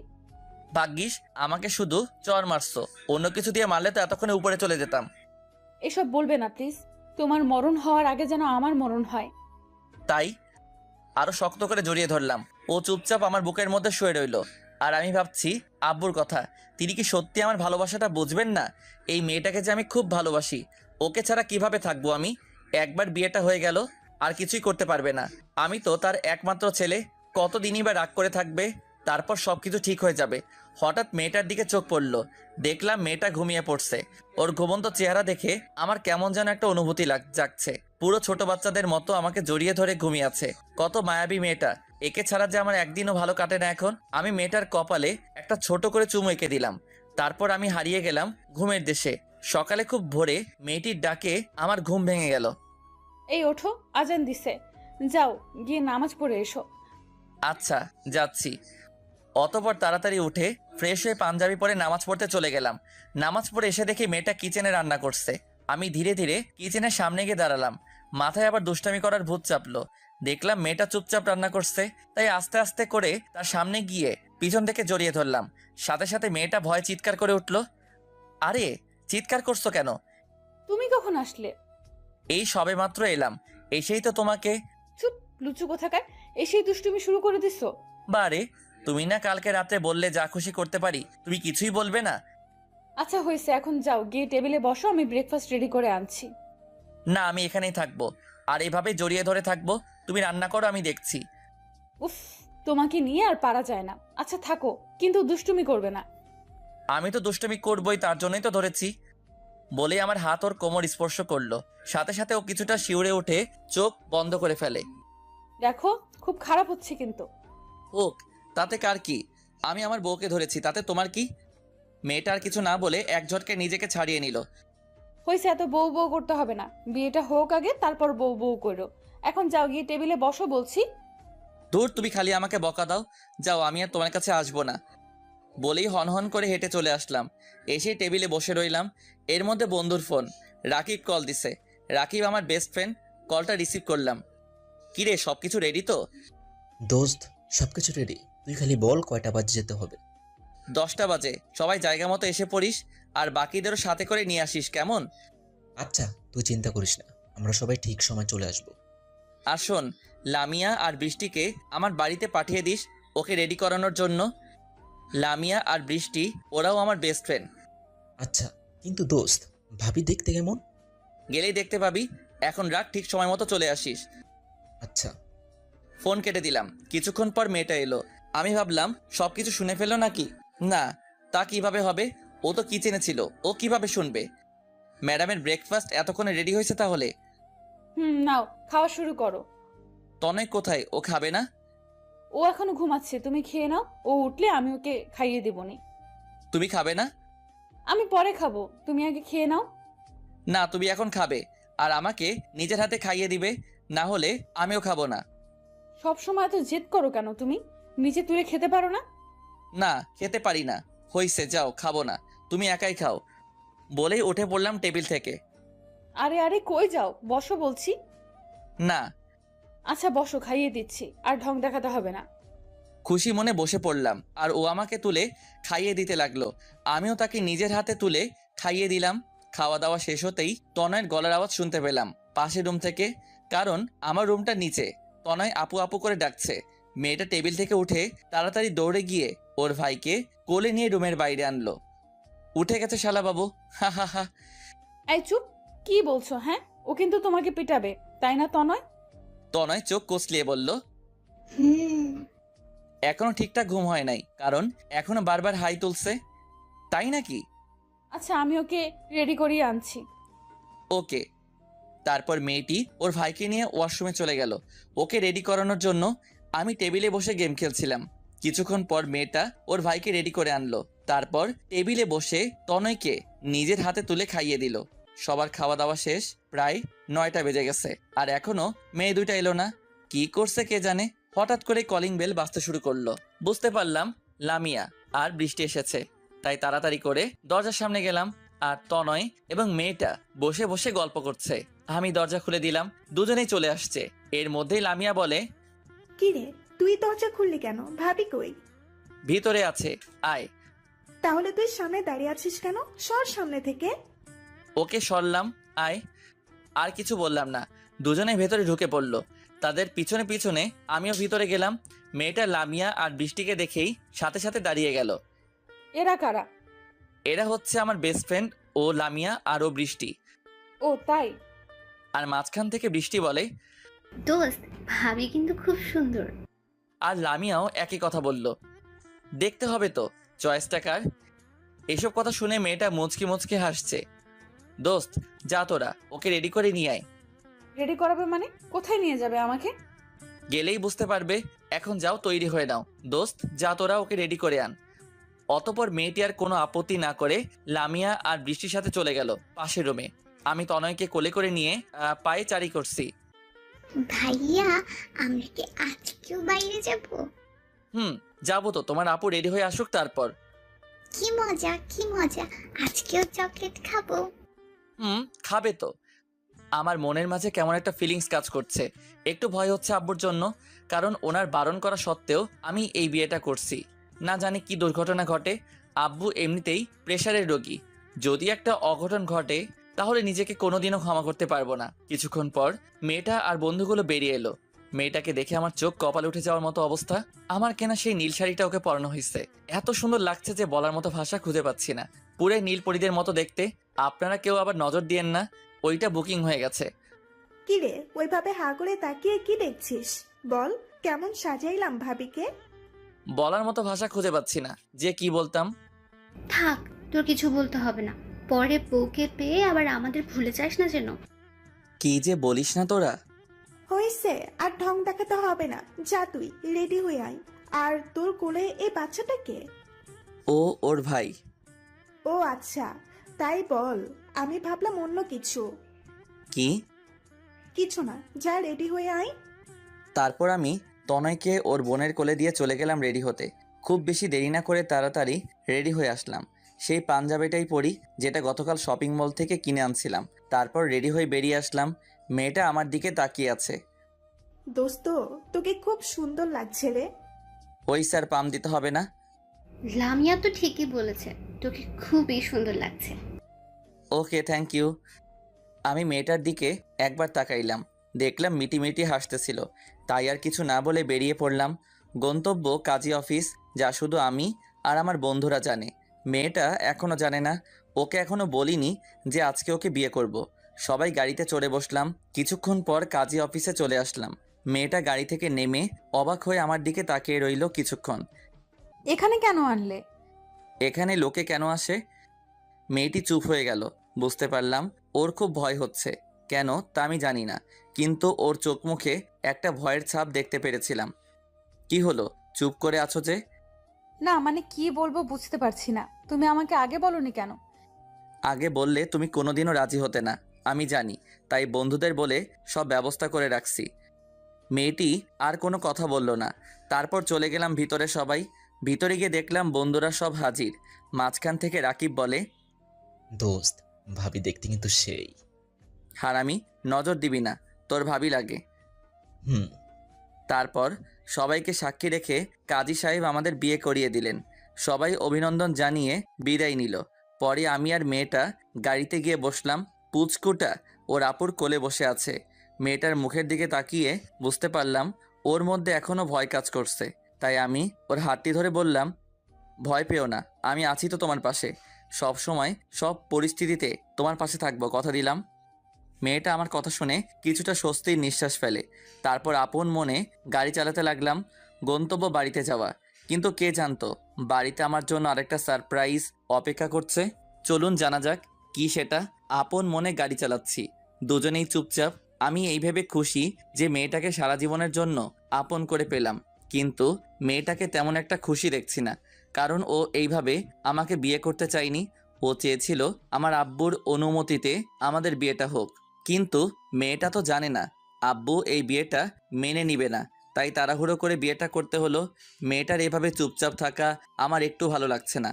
সব সময় দুষ্টমি ও হাসি ঠাট্টা করা মেয়েরা যদি মুখ গোমরা করে বসে থাকে তাহলে কেমন লাগে আপনারাই বলুন। যাক, সেই সব কথা বাদ দেন। আপন মনে গাড়ি চালাতে চালাতে বাড়ির সামনে চলে এসেছি। আরে এ কি, এটা তো আব্বুর গাড়ি। কিন্তু আব্বুর গাড়ি এখানে কেন?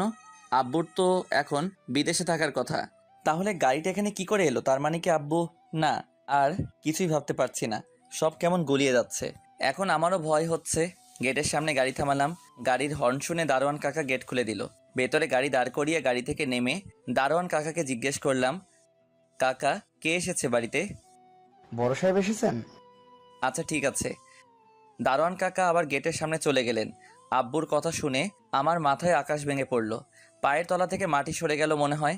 মনের মধ্যে ভয়টা আরও দ্বিগুণ বেড়ে গেল। এখন কি করব? কিভাবে আব্বুকে রাজি করাবো? এসব ভাবতে ভাবতে মেয়েটাকে নিয়ে ভেতরে যাওয়ার জন্য পা বাড়ালাম। প্রতিটা পদক্ষেপে একটা অজানা ভয় কাজ করছে। না জানি কি করেন উনি। মেয়েটার দিকে একবার তাকালাম। আব্বুর কথা শুনে মেয়েটির মুখে কোনো ভয়ের ছাপ দেখতে পেলাম না। এই বিষয়টা আমাকে ভাবাচ্ছে। আর তনয় তখনও ওর আপুর কোলে। তনয় ও আজকে কোনো কথা বলছে না। পুচকুটা আজকে চুপচাপ হয়েছিল। অবশেষে দরজার সামনে এসে দাঁড়ালাম। কলিং বেলটার চাপতে হলো না, দরজা আগে থেকেই খোলা ছিল। ভয়ের মাত্রা আরও দ্বিগুণ বেড়ে গেল। আমি আর মেয়েটা ভেতরে গেলাম। গিয়ে দেখে আব্বু সোফায় বসে আছেন। ওনাকে দেখে আমার গলা শুকিয়ে কাঠ হয়ে গেছে। বারবার ঢোক গিলছিলাম। হঠাৎ তনয় ওর আপুর কোলে থেকে নেমে আঙ্কেল আঙ্কেল বলে দৌড়ে গিয়ে আব্বুর কোলে উঠে পড়ল। আব্বু তনয়কে হাসি মুখে কোলে তুলে নিল। কি হলো কিছুই বুঝতে পারলাম না। আমি মেয়েটার দিকে তাকিয়ে দেখি মুচকি মুচকে হাসি দিচ্ছে। কিন্তু পুচকুটা আমার আব্বুকে কিভাবে চিনে? আর মেয়েটাই বা হাসছে কেন?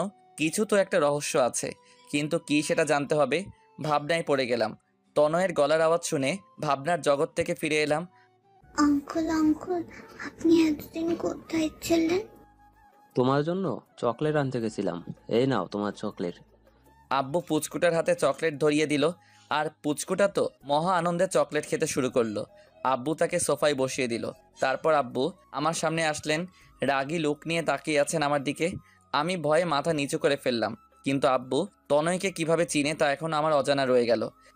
কিরে হতচ্ছাড়া, ভয় পাচ্ছিস? না মানে আব্বু সরি, আমাকে মাফ করে দাও। আমি তোমার অনুমতি ছাড়া বিয়েটা করতে চাইনি। কিন্তু আমি এই মেয়েটাকে ভালোবাসি, তাই তোমার পছন্দ করা মেয়েকে মেনে নিতে পারিনি।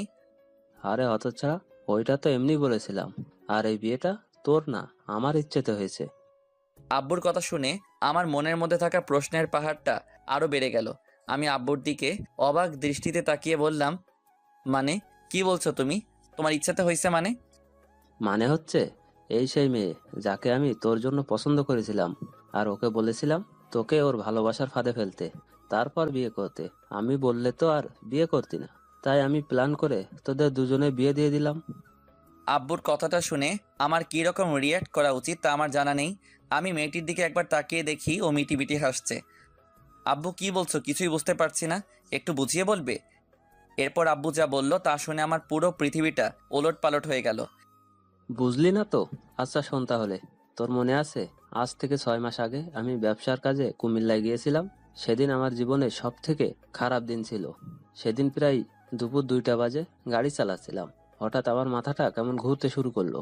আর তুই তো জানিস আমার এমনিতে প্রেশারের প্রবলেম আছে। তো সেদিন যখন মাথা ঘুরছিল তখন আমি গাড়ির উপর থেকে নিয়ন্ত্রণ হারিয়ে ফেলি। তো গাড়িটা মেন রোড থেকে ঘুরে সোজা ফুটপাতে উঠে যায়। সেখানে একজন ভদ্রমহিলা আর একজন ভদ্রলোক হাঁটছিল। নিজের অজান্তেই গাড়িটা ওনাদের উপর দিয়ে চলে যায়। আমি ব্রেক মারলাম। ততক্ষণে ওনারা দুইজনেই মৃত্যুবরণ করেছে। খোঁজ খবর নিয়ে ওনাদের বাড়িতে গেলাম। লাশ দুইটা দেখে তার পাশে দাঁড়িয়ে থাকা মেয়েটা কান্নায় ভেঙে পড়ে। সেদিন নিজেকে খুব বড় অপরাধী মনে হচ্ছিল রে। আমার জন্য 2টা বাচ্চা ছেলে মেয়ে এতিম হয়ে গেল। এর জন্য আমি নিজেকে আজও ক্ষমা করতে পারিনি, আর হয়তো কোনোদিনই পারবো না। আমি মেয়েটার আত্মীয় স্বজনদের সবকিছু খুলে বলি আর বলেছিলাম চাইলে ওনারা এখন আমাকে পুলিশে দিতে পারে। কিন্তু ওনারা খুবই লোভী প্রকৃতির লোক ছিলেন। ওনারা আমার কাছ থেকে টাকা নিয়ে আমাকে চলে যেতে বললেন।